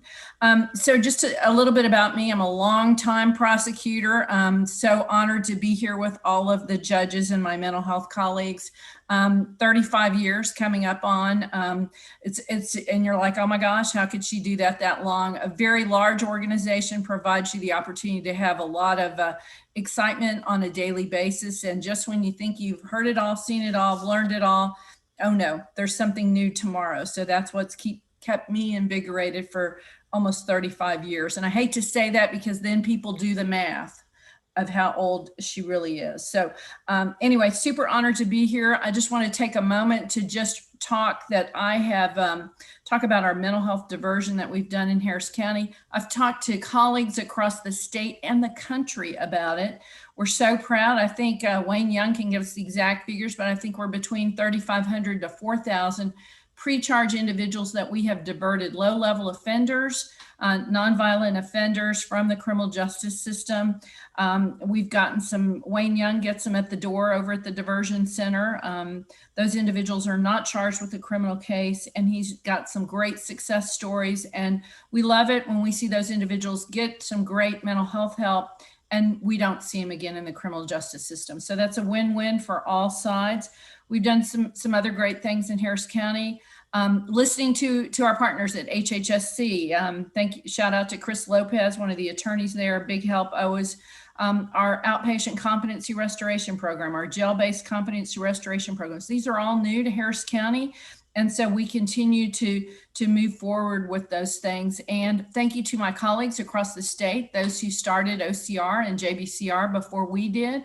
Thanks for helping us out and give us ideas on how to move that forward. And certainly my colleagues in law enforcement and Wayne Young over at the Harris Center for Mental Health and IDD. Wayne, we couldn't do it without you. So I want to thank certainly all the commissioners who have served. I want to thank the judges and the legislators, David Slayton, for doing a good job to move those initiatives forward. I know how much work that is, and just happy to be here and serve in whatever we can do from the prosecution end to help with training and just getting the word out. We're here for the commission. So thank you for the opportunity again. Thanks, Denise. The Harris County DA's office has just made such great strides. And so we often call on them to share their expertise and they never say no. So thank you, Denise, and to everyone at the DA's office, your team, for all of your work. And I'm delighted to welcome her counterpart from Dallas County District Attorney Lee Pearson, to our commission. Thank you, Justice Bland, and thank you, Judge Hervey, for inviting me. It's a great honor to be part of this commission. I really appreciate it. And before I get started telling you a little bit about me, I wanted to say thank you to Denise and Wayne and everyone in Harris County. We made a tour there a couple of years before the pandemic and observed their Ed Emmett Deflection Center, and Judge Creuzot came back to Dallas and has been pushing for that in Dallas County. And we've been working, and multiple county partners have been pushing greatly. And it looks like, even in spite of the pandemic, we may have a soft opening for that in September of this year. So we're making progress. So thank you for your help and working with us so much when we came down there. That was much appreciated. A little bit about me. I've been with the Dallas DA's office for since 2011. I started in the misdemeanor diversion court and had been a lawyer for 16 years before that, but I immediately kind of fell in love with the mental health aspects of it because I like the collaboration. I like the things that we do. Everything everyone's talked about on here is so true. Since that time, I've been able to work on the outpatient competency restoration courts that we have. We have 2 felony judges in Dallas that have a felony outpatient plan and a misdemeanor court as well as a JBCR program. I've worked on the insanity docket. We have 2 judges that have an outpatient docket for individuals who've been found not guilty by insanity. And we have the whole purpose of kind of the mental health division in Dallas is to get individuals there who are identified early on in the jail, and we're trying to get to where it's almost immediate, and reach out to their attorneys, reach out to the care coordinators that we have now assigned through the North Texas Behavioral Health Authority and MetroCare, and some of our service providers that are available to the mental health division, so we can reach out and get people out of jail quickly and get them connected with services. And we try to tailor make a program for each individual. For someone, it might be 3 months. For someone, it might be 24 months. That once we get them out, if they're doing well, engaged in service, that case is dismissed with the mindset of, we have people that are in jail that don't need to be there. They have a mental health issue. They don't need to be in the system. If the system were as it should be, we would have services for them on the front end and they wouldn't have to come in, kind of like everyone's talked about here. So I guess that's kind of what, not just me, my mental health team, if you will, brings to the table, is just the varied experiences that we do. So I'm really honored to be here. I'm looking forward to being part of this group and all the great work that you do, and I appreciate it. Great. Next is James Rasmussen, who's the other side of the docket. He's from the Wichita County Public Defender's Office. Thank you, Justice Bland and Judge Hervey.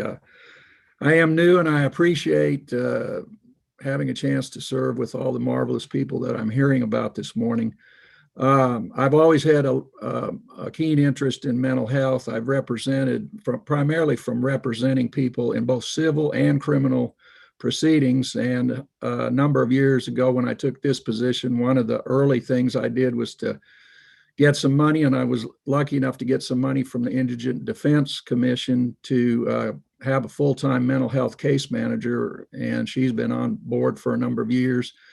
And last year, our office was lucky enough to get a staff dedicated to diversion, pretrial diversion. And so we have now 5 people that are, mental health is one of their major things to divert people out of the system, like Mr. Pearson talked about before me, and we're very excited about that. So I have a strong interest in that. But I've also, my background is for more than 20 years, I represented people on civil commitments, but also have tried cases involving incompetency and insanity before a jury. And also had, for a number of years, did post-conviction work on death penalty involving Atkins claims. That's IDD claims is what they call it now, but I started before that. So I have a broad background and a strong interest, and I hope to share my perspective, but more than anything, I hope to learn from each one of you, because I see the diversity here, and it's much appreciated from my side of the docket, which sometimes gets overlooked, and we have a very difficult job, and my staff has a difficult job. So I hope by associating with you folks and meeting you in person sometime after this COVID thing is completely over, that we might get together and I'll even learn more. Thank you. That's terrific, and welcome. Next, Judge Renee Rodriguez Betancourt from Hidalgo County, welcome. Thank you, Justice Bland and Judge Hervey. It is an honor to be serving on this commission. Christmas came twice for me this year. One, when I received the juvenile mental health bench book, which was something that was so needed, in not only in our area, but just throughout the state of Texas. And I know Judge Wheelis had a lot to do with that, and I just commend her, and I am always admire her work in the juvenile justice system and also the child welfare court system as well. My name is Renee Rodriguez Betancourt. I am the judge of the 449th District Court here in Hidalgo County, the Rio Grande Valley. My court is exclusively a juvenile court. I am starting my second term, or I started my second term, but again, I am just honored because unfortunately I've seen so many issues of mental health in regards to the children that have come before me. When I took the bench, I knew there had to be changes made. I became a little more vocal than what we were supposed to be, but I wanted everyone to know some of the issues that our children, not only in our area, but in the state of Texas, face, from having issues with trauma to, again, mental health. And in our area, a lot of times the stigma in our culture is we don't talk about it, we don't address it. And so it is something that I've continued to fight and something to advocate for. And so to be part of this commission is a huge honor, and it's something that I can take back to my jurisdiction in the Rio Grande Valley, and I'm very happy to be representing them as well. Again, I don't have much to say other than I'm excited to learn, I'm excited to collaborate, and I'm excited to give you my input as well as to what I see every day. I do preside over every juvenile detention hearing along with all my cases, my juvenile adjudication cases. So I think I've seen every that we can address, and I hope that I provide some valid input for everyone. Thank you. Thank you, Judge. And the vision test for me today, her background says, be strong-minded and always think that the impossible is possible, which is great for a great slogan for our work. Thank you for joining us. And next is Professor Brian Shannon, who is a long time, been with us since the beginning, a champion of the Judicial Commission on Mental Health.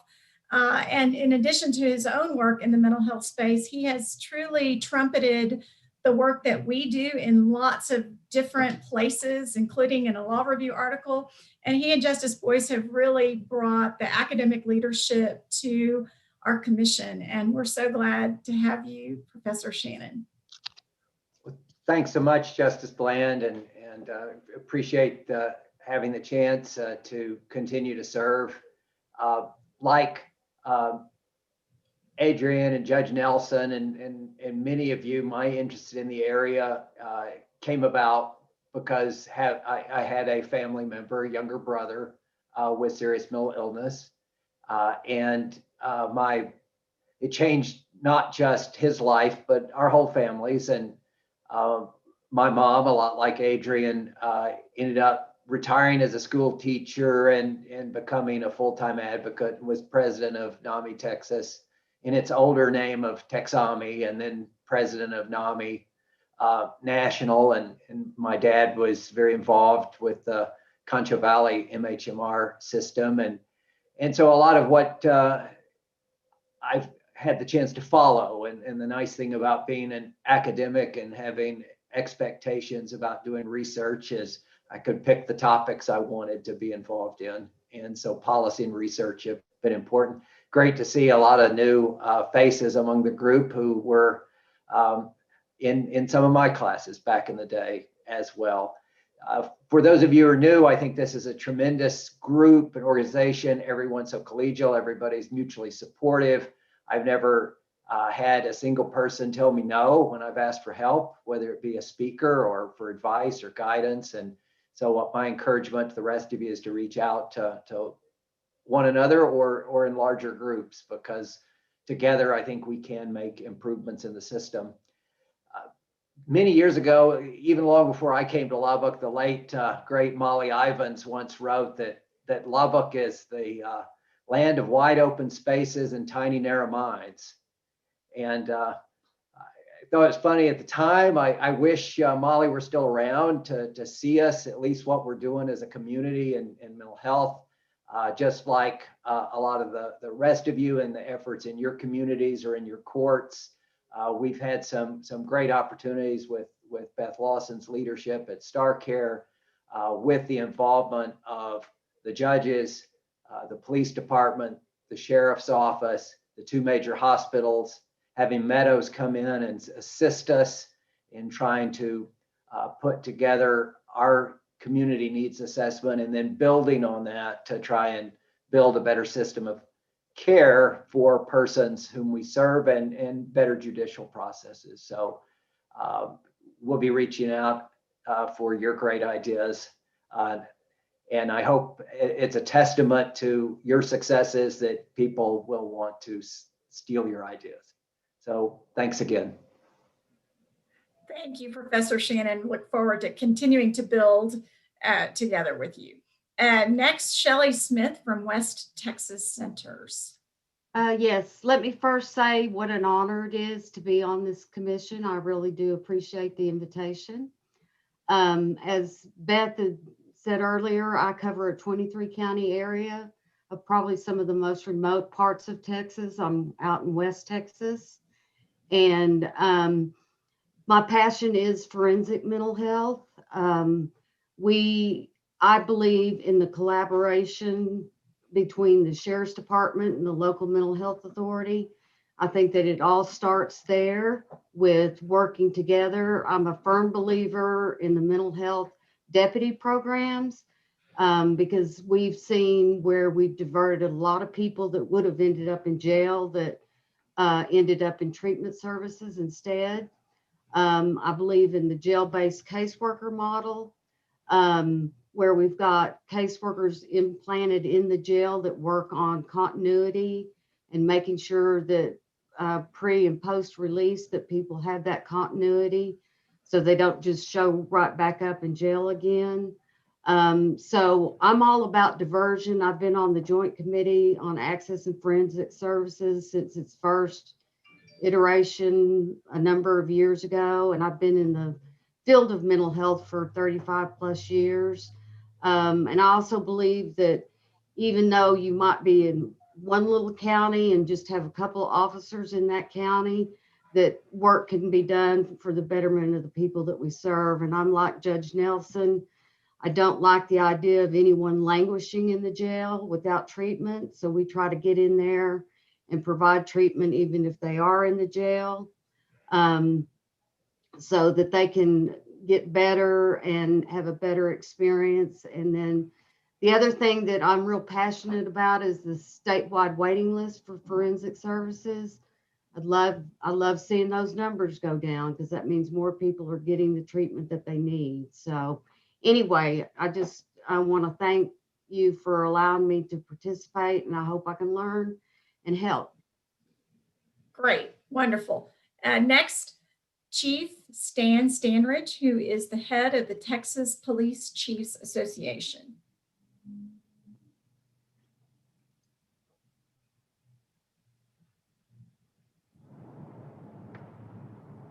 All right, I'm sorry. I'm trying to do 2 conference calls at once. Let me move this. So I'm also on another mental health call related to Texas Police Chief's business. So my name is Stan Standridge. I'm the current police chief in San Marcos, Texas. After having retired from Abilene, I did 26 years in Abilene. That does not qualify me to serve alongside you. What qualifies me is my role within the Texas Police Chiefs Association. I'm the current president, and I established the Mental Health Pathways Committee. And what we are trying to do is we are trying to reduce the reliance on 911 for mental health services. And so all morning I have heard about trying to refine the judiciary to make us more effective. I would submit to this group that we need to move further upstream to mitigate the number of clients entering into the criminal justice system to begin with. And so that is what we are trying to accomplish. We are trying to close the proverbial front door associated with persons entering criminal justice. When I began this process in Abilene right at 6 years ago, when I was chief there, we did an audit of the Taylor County Jail and learned that 37% of all inmates had a mental health diagnosis, 37%. And so we began a years-long process to more robustly pursue Intercept 1 and true jail diversion. And so I am excited about working with you all to close that proverbial front door, which will hopefully help lessen all of your workload. Again, my name is Stan Standridge with the Texas Police Chiefs Association. Thank you. Thank you and welcome. You're absolutely right about it begins on the front end. Honorable Charles Stevens, Comal County Court at Law number 2. Good morning. Thank you very much, Justice Bland and Judge Hervey. I really, this is my first time on the commission, and I really appreciate the opportunity to be on the commission. I was on the Collaborative Council originally, and I enjoyed that very much. I met some really great people and look forward to working with them also, continue to work with them. I will kind of echo your comments, Professor Shannon, with regard to West Texas. I know how you feel. I grew up in Odessa, which is just west of Midland. Midland is the town with the best place to raise children, and Odessa was named as the place to raise hell. So I understand when it comes to mental thinking, apparently people like to attack West Texas. I'm not sure why, but Anyway, so I've been a county court judge here in New Braunfels, Comal County for a little over 17 years now. And one of the things that you realize during the course of not only practicing law, but being a court and seeing people is, as everyone here has discussed, all the mental health cases that come before you that are passed on as something else. And it's very frustrating.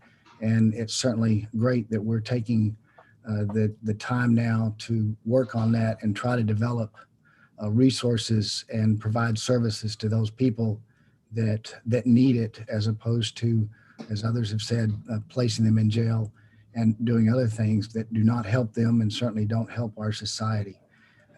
I've recently, about 6 years ago, I started the Veterans Treatment Court, and I tell people that that's not only the most rewarding part of what I do, but it's also the most difficult because of the time we spend with those people. The only frustrating thing about it really is that we can't expand that. And I think that's probably what we're trying to do here, expand those type of resources to other people on a much broader basis. And it's certainly helpful to be able to do that. And in that vein, I can tell you, because of the commission, and especially with help from Christy and Patrick, the Comal County, the Commissioners Court yesterday approved the vendor for our Community Resource Referral Program, of which the Commissioners Court, or the Commissioners, excuse me, this commission approved the grant funding for that project.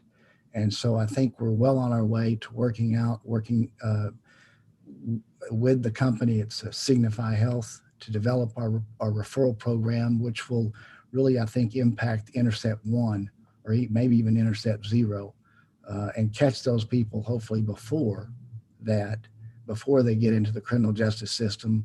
Although we're working, and we'll be in touch with Judge Carr, Judge DuBose, and others of you who have mental health courts. And as we develop our mental health court, we anticipate a mental health court that serves not only those who are in the civil justice system, but also have come in through the criminal justice system. I don't have much else to say. I appreciate the opportunity. I'm really honored to be on the commission. I'm looking forward to the experience. And once again, thank you all very much. Thank you, Judge Stevens. And if we needed a burst of energy for our last introduction, we have it, because Judge Cynthia Wheelis is next up. Thank you, Justice Bland. And I cannot thank you and Judge Hervey enough for allowing me to continue as a commissioner. It was my great honor to serve as your appointed commissioner, and also Justice Boyce.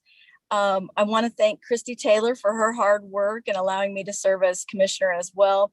I also want to genuinely thank Justice Bland, Judge Hervey, Justice Boyce, and the commission for allowing a genuine focus on juvenile delinquency. I cannot thank you enough for that morning at the last summit, as well as our ability to work as a committee on the juvenile bench book. Just a little bit about my background, because just catching up everyone from the last time, and welcome all the new commissioners, and I'm delighted to work alongside of some lived experience. And I think all of us, well, I can speak for myself, my family, extended family, has been touched by all manner of mental health, developmental disability, addiction, and on and on. So I want to tell you that I genuinely come from a background of experience, a wealth of experience. A little bit about me: after a brief stint in Dallas Big Law, I went to work for my husband in Plano, which actually worked out well. Justice Bland knows Ray really well. I think that he was a tough taskmaster, but no tougher experience can be had by any lawyer in private practice that as it compares to big law. So I represented any citizen with any issue that they could come with to our office. It was 1993. And in those days, people were not as specialized as they are today. So I was able to include juvenile respondents, criminal defendants, proposed patients facing mental health commitments. And then I was appointed as later appointed as a mental health associate judge for our probate court, where I got to see what Kevin Garrett pointed out, a really important thing that has evolved in the law of mental health, and that is that the third prong was rarely ever met by the case law. That is, you could be a danger to yourself or others. You could, I'm forgetting the second prong, but the third prong was, if left to your own devices, you would devolve and not be able to take care of yourself. I think this group of people here on our commission and our collaborative council have driven this area so far forward and progressed it so much and professionalized it so much that we have the ability to allow treatment for those that used to, we couldn't commit them and their families would suffer, meanwhile trying to show them respect that they can make their own decisions. And this is a group, this population of mental health patients, they're very, very smart people. I've had the most incredible conversations and even debates with my mental health clients. So I just think that this group of people are driving the ball down the field. We're getting touchdowns in so many areas. In my court, we have specialty courts, and Judge Carr is a leader in that field. I just want to give a shout out. I think all of us are basically evolving in our ability to conceive of a creative judiciary where in these specialty court realms. So we have a juvenile drug court, we have a juvenile GEMS court, which is our child sex trafficking court, which is trauma informed. And then we have, in conjunction with the governor's office, we have a see it, treat it, divert it court, which is entirely diversionary, but it is based on the see it tool, which is a West Coast Children's Clinic determining whether or not you have been sex trafficked, because no kid believes that they are sex trafficked. And then we're starting our mental health, intellectual and developmental disability specialty court at the end of this month. We've been a little bit delayed. We've got our grant in place and all of but our program director suffered a severe loss of a family member. I also want to tell you that I am involved on a Collin County Behavioral Health Commission, or coalition, and that is under the leadership of a man named Dana Bickford, and 3 hospital systems and the Plano ISD, also the Grant Halliburton agency. So I couldn't really be complete without thanking some of the people who have contributed. The Juvenile Bench Book would not have happened without the Herculean efforts of Molly Davis. And our committee were genuine, sincere contributors, the collaborative committee members, as well as the commission members. We used the sincerest form of flattery and copied Judge Dubos's committee to the letter, and then just tailored it to juvenile delinquency. And those juvenile bench books that Judge Betancourt, I'm grateful for her comments. They're so sweet, and I admire her as well. And Judge Matthews was involved as well in the juvenile bench book. We've tried to put some equity focus to try to attack this disproportionality we're still seeing in the juvenile justice system, which was, I'm grateful, approved by the commission to be added. At some subjective intercept points, we're putting in equity thoughts and analysis, and we're also obviously tailoring it to the adolescent brain development, and because of Judge Matthews, trauma-informed relation intervention with juveniles. So again, thank you. The book is available on the website. Thank you, Justice Bland and Judge Hervey. Thank you, Judge Wheelis. And I'm remiss because I didn't flip the page and I was about to overlook our Y and Z commissioners. So Wayne Young with the Harris Center, are you on? I am here. Good morning. Good morning. B and W, B and Y and Z in the alphabet. It's a lifelong history of that. It's Sorry. not at all. It's an honor for me to be here. It's great to get to see friends and colleagues and mentors and even a few heroes in this group. It's certainly an esteemed group. For those of you who don't know me, I'm an LPC by training. I'm a licensed professional counselor. I also readily identify as a person with lived experience. I'm in long-term recovery myself. I've had the privilege of being the CEO here at the Harris Center for Mental Health and IDD for the last little over 3 years now, which means I get to lead a team of 2,400 employees focused on reducing the footprint of the criminal justice system in the lives of people with behavioral health and IDD needs, whether that be through regular community services, crisis services, or specific programs designated throughout the intercept points that are out there. I had the good fortune of joining an agency that has a 30-year history of collaboration with the criminal justice system, trying to do that very work. And we have lots of programs. There's a couple of dozen of them that range from our 20-year-old co-responder model that we still value to the core program that Mike mentioned earlier when he was in between probably his doses of pain medication is my guess, and was able to sit upright. Pretty impressive. All the way to our jail diversion center we opened and recently relocated it into the midst of a respite rehab and reentry center, which is an even bigger component that really not only aligns some of the mental health and criminal justice pieces, but adds that intersection of a lot of those individuals who are experiencing homelessness as well, as a part of the circumstances and complexities in their lives. And so I heard David's challenge earlier, and I will say I try and be as good at following as I do at leading, and look forward to David's innovations, and I will happily steal any good idea you come up with, David. As evidenced by that, on Monday, we started our pilot of non-law enforcement response to 911 calls with HPD. So we've long had our crisis clinicians embedded in our 911 call center here in Houston. And so now we've added the additional mix of being able to deploy our folks in response to that, as opposed to law enforcement having to go out and be a part of that. So I look forward to this, and I had already looked and saw that there's a Z and feeling some sense of solidarity with April. I will stop and let her introduce herself.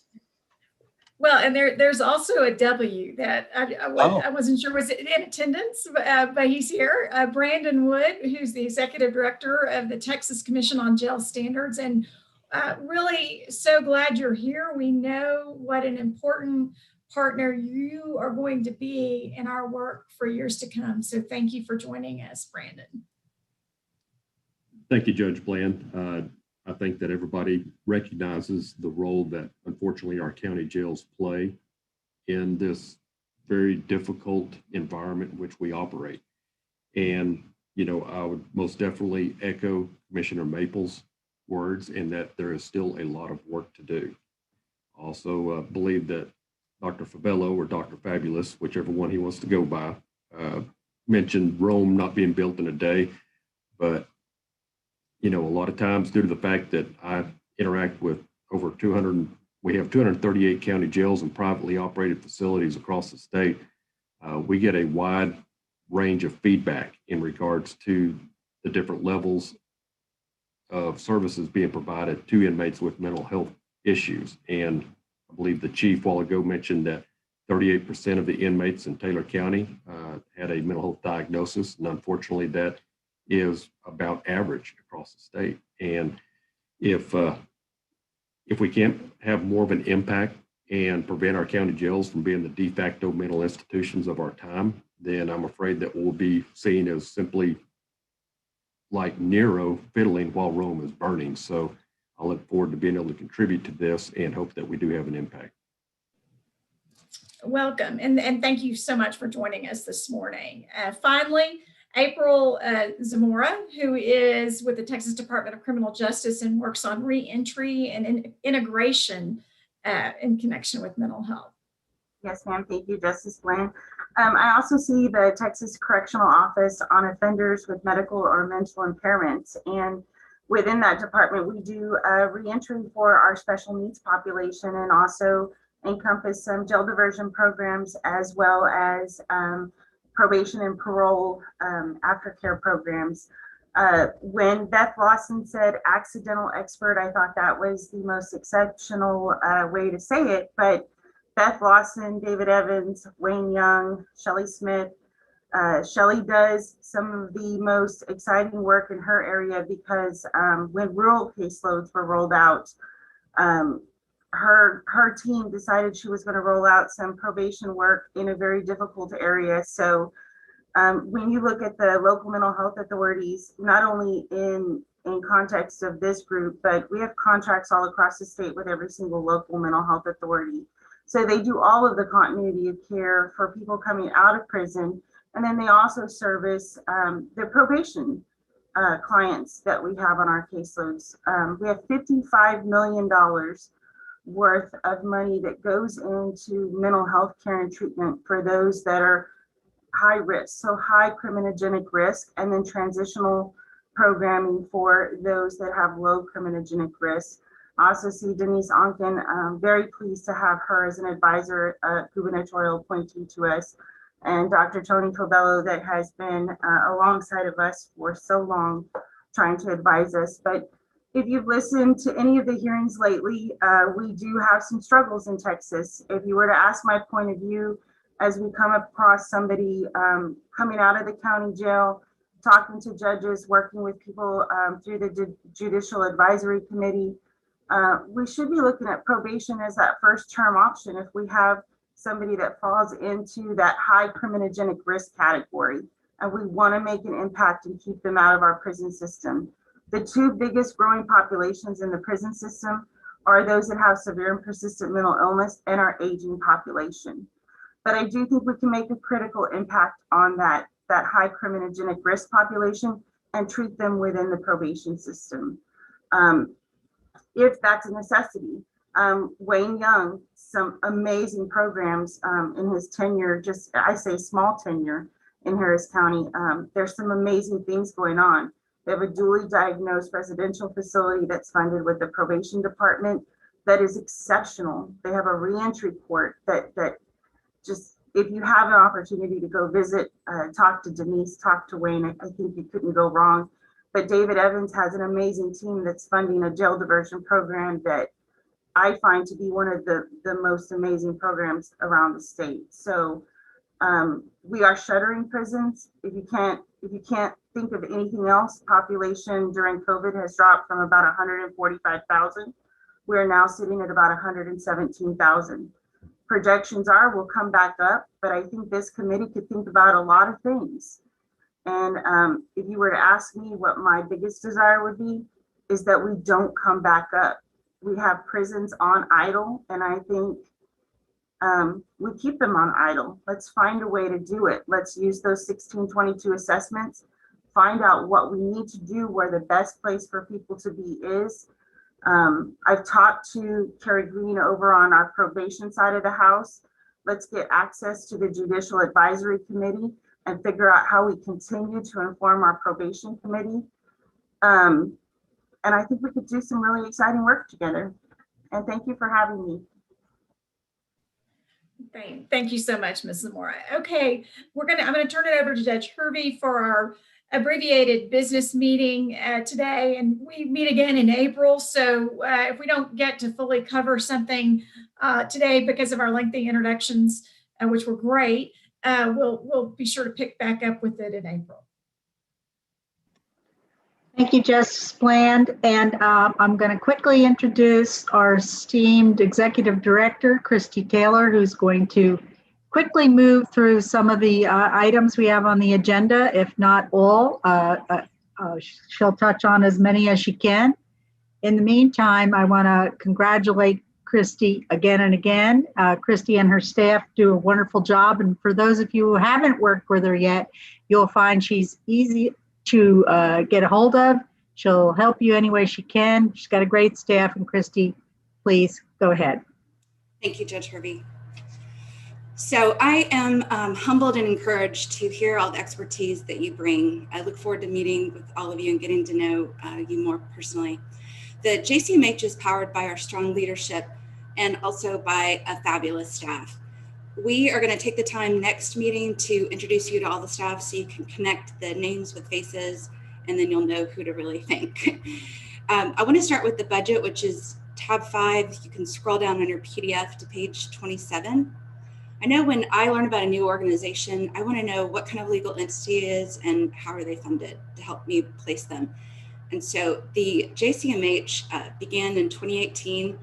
We are a part of the court system. We are a part of the Supreme Court's funding directly. We receive general appropriation from the legislature that goes through the Supreme Court's budget, and we work in partnership with the Court of Criminal Appeals, and they have a significant mental health and education budget that they lend to this mission and align with this work.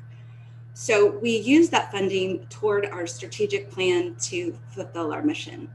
We have, you'll see staff directed projects, and those are when you think about the legislative work that we're staffing, the one-pagers that we will be writing to help everyone understand these awesome bills that are going forward. We also use that funding for our summit, for our publications, all the bench books you've been hearing about, and we also have a code book that is a continuation of work started by Chris Lopez. So all of those are internal projects that we rely on you to help with, and we keep it moving forward.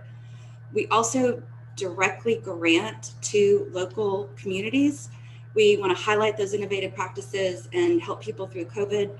If courts reached out to us, initially we have funded technology and software and equipment. Judge Stevens mentioned one of the projects that he's involved in. And I want to announce that we have a grants page now on our website. So if you go to the little hamburger on the right of our website, it drops down the menu and there's a section called Read about any new grants that we might be offering, and also where the former grants have gone to and how they're allocated and how they're used. So if you want to look at tab 6, which is page 29, then you'll see some of those community grants that we were talking about and how those have been spent and how the reporting is going on that. So next, I would direct you to tab 4, which is page 18 of the PDF. And this is our commission report. Because we are short on time today, anything that we don't reach, you can go, especially if you're new, and look and read about what committees you can join, what projects we're working on. And it's really a bird's eye view of those projects. I'm hoping at the next meeting we can take more time and go more detail into the projects. But for some brief updates today, we're going to go ahead and start with the Forms Committee, Judge Dave Jan. Thank you, Christy. The Forms Committee was started out of the Senate Bill 362 task force established in December of 2019. We were tasked with coming up with common forms for emergency detention, the entire civil commitment process, and also the 46B criminal process, with the goal of trying to produce a set of standardized forms that could be used in any county in the state. We met regularly throughout 2020 and continued working at the start of this year. Kind of going quick on time, so before I forget, I want to extend a special thanks to all of the members of that committee, especially Judge Brent Carr, who's the chair of the Senate Bill 362 committee, for entrusting me with the chairmanship of the Forms Committee, Judge Nelda Cassiati, Judge Clay Harrison, Judge Guy Herman, Judge Roxanne Nelson, Judge Robin Ramsey, Melinda Brents, Steve Wolab, and a huge thanks to Molly Davis from the Judicial Commission staff for keeping us all in line and keeping us on track. We've got the forms worked most of the way through related to emergency detention, orders of protective custody, court order of mental health, and IDD services, with IDD services being finished yesterday. Jail and magistration and incompetency, the 1622 section areas, and then the psychoactive medications forms. We're almost 100% complete with those. I think we only have 2 more of those forms to come in, and we will be prepared to submit our full report to the commission in August of 2021. And I believe that's all I have for you, Ms. Taylor. Thank you, Judge Jan. We will go next to Judge Camille DeVos for a quick report on the bench book. Thank you, Christy. It's good to finally see you again. The second edition of our bench book has been very successful, as you heard here today. As you know, the second edition added chapters on competency restoration. This year, we're going to reconvene the bench book committee and finish the sequential intercept model by adding material on insanity and Intercept 4, which would cover reentry, and Intercept 5, which will cover community corrections. The bench book is available in both electronic and hard copy form. The electronic version can be found on the JCMH website under the Publications tab. We distributed about 500 bench books at the 2019 Summit, and since then we've printed 600 additional copies. Most of these copies have been distributed, but you can still get a hard copy of the bench book by sending an email to the jcmh@texcourts.gov. And I think they'll probably post that in the chat in case you need that information. So I look forward to working with everyone again this year and covering those materials that I just talked about. Thanks. Thank you, Judge DeVos. Next, we were going to hear from Judge Wheelis, but she went ahead and gave her report during her commissioner update because she had a conflict. So we're going to move along to the summit update and hear from Judge Brent Carr. Thank you, Christy. I'll be very brief. Great summit. We had over 1,500 attendees from pretty much every discipline that touches this issue from across the country, actually. We had many outside of Texas attendees. The response was overwhelming. So basically the attendance shot through the roof. We were very pleased that our special attention to IDD issues was very well received. Dr. Steinberg's presentation, it was over 95% rated as excellent or very good. So we hit a home run with that presentation, which was just wonderful. And as we prepare for the next summit, we will be soliciting your ideas and input. The curriculum committee will start meeting very soon. And in my closing, I also want to thank for the forms, the legislation committee. Great job. We got our stuff in on time. Good report from David Slayton that a lot of our proposals are receiving serious attention in the legislature. But Dave Jan, great job. Guy Herman, listen to these two going back and forth. Their depth of knowledge on process and forms is really producing a good result. Nelda Cassiotti for her work on the criminal side. And I also want to commend Molly Davis for her trail boss wrangling of the committee to keep us on point and on track with all the paperwork that we're sifting through. So great job, everyone. We're looking forward to another good summit. Thank you. Okay, we'll have a quick announcement from Kama Harris, staff attorney for JCMH. Hi, good morning. So we are already working on the 4th annual Judicial Summit on Mental Health. It's going to be held this year, October 14th and 15th at the Sheraton Georgetown Hotel and Conference Center. And the summit will be in person, but there's also going to be an option to watch it online. However, if you are a speaker, you will need to be there in person. As of February, we asked for a call for proposals, and we encourage you and any of your colleagues to submit abstracts by the April 1st deadline. And we're looking forward to planning this year. Thank you so much. Thank you, Kama. All right, next we will hear from our jurist and resident, Judge John Spicia. Oh, thank you, Christy. I've been involved with this since the very beginning, and I was also jurist in residence with the Children's Commission. When you start a commission like this, you don't know what it's going to look like.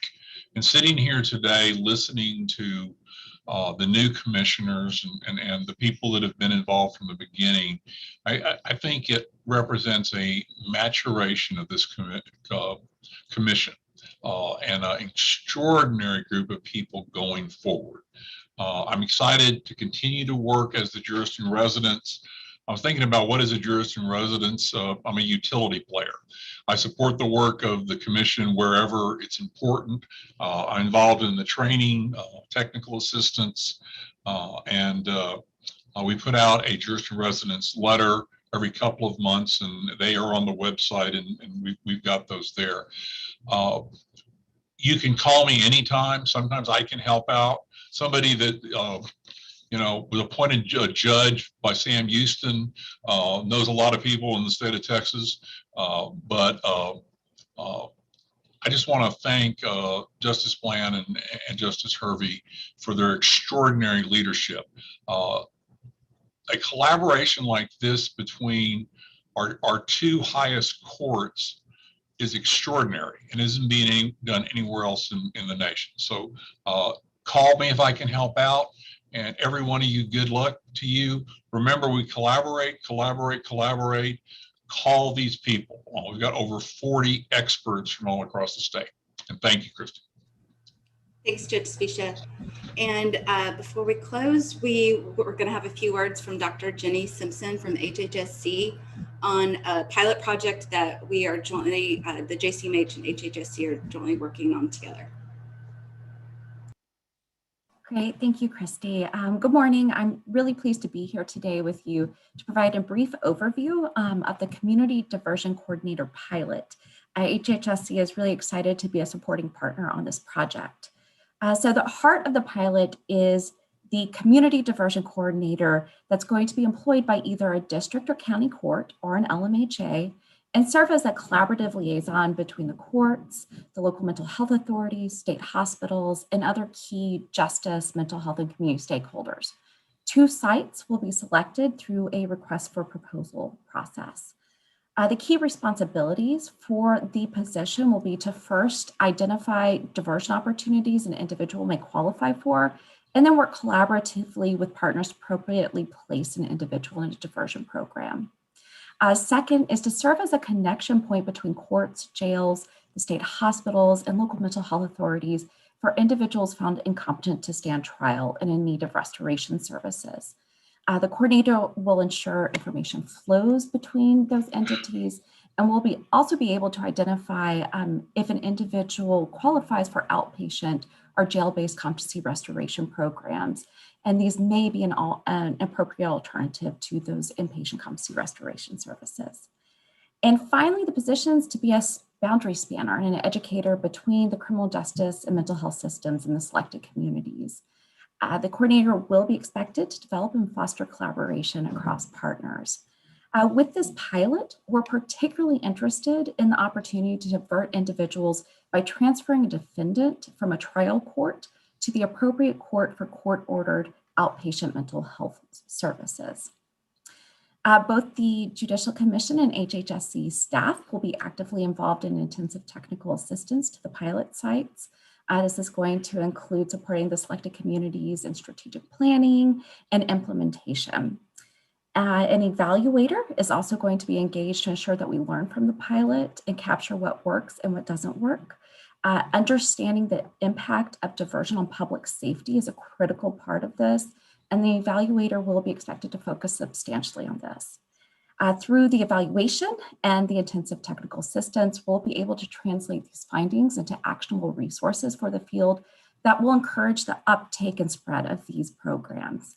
And our responsibility is really to create a concrete blueprint for other communities to create community diversion coordinators that can be tailored to their communities.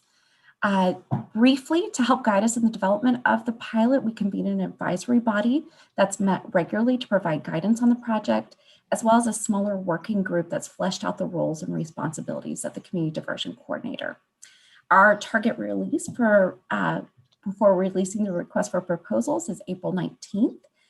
Then we'll evaluate the proposals and then make the selection of the 2 sites in June, with the goal of starting the pilot in September. So I want to briefly just end by thanking Christy and her staff for asking HHSC to partner on this project, Justice Bland and Judge Hervey and the executive committees for supporting it, and then the advisory board for their continued guidance. I know that we all share in the hope that this project is going to result in concrete and tangible findings that can be shared across the state. Thank you. Thank you, Dr. Simpson. That concludes the business portion of the meeting. I will turn it back over to Judge Hervey for closing remarks. Thank you all for participating today.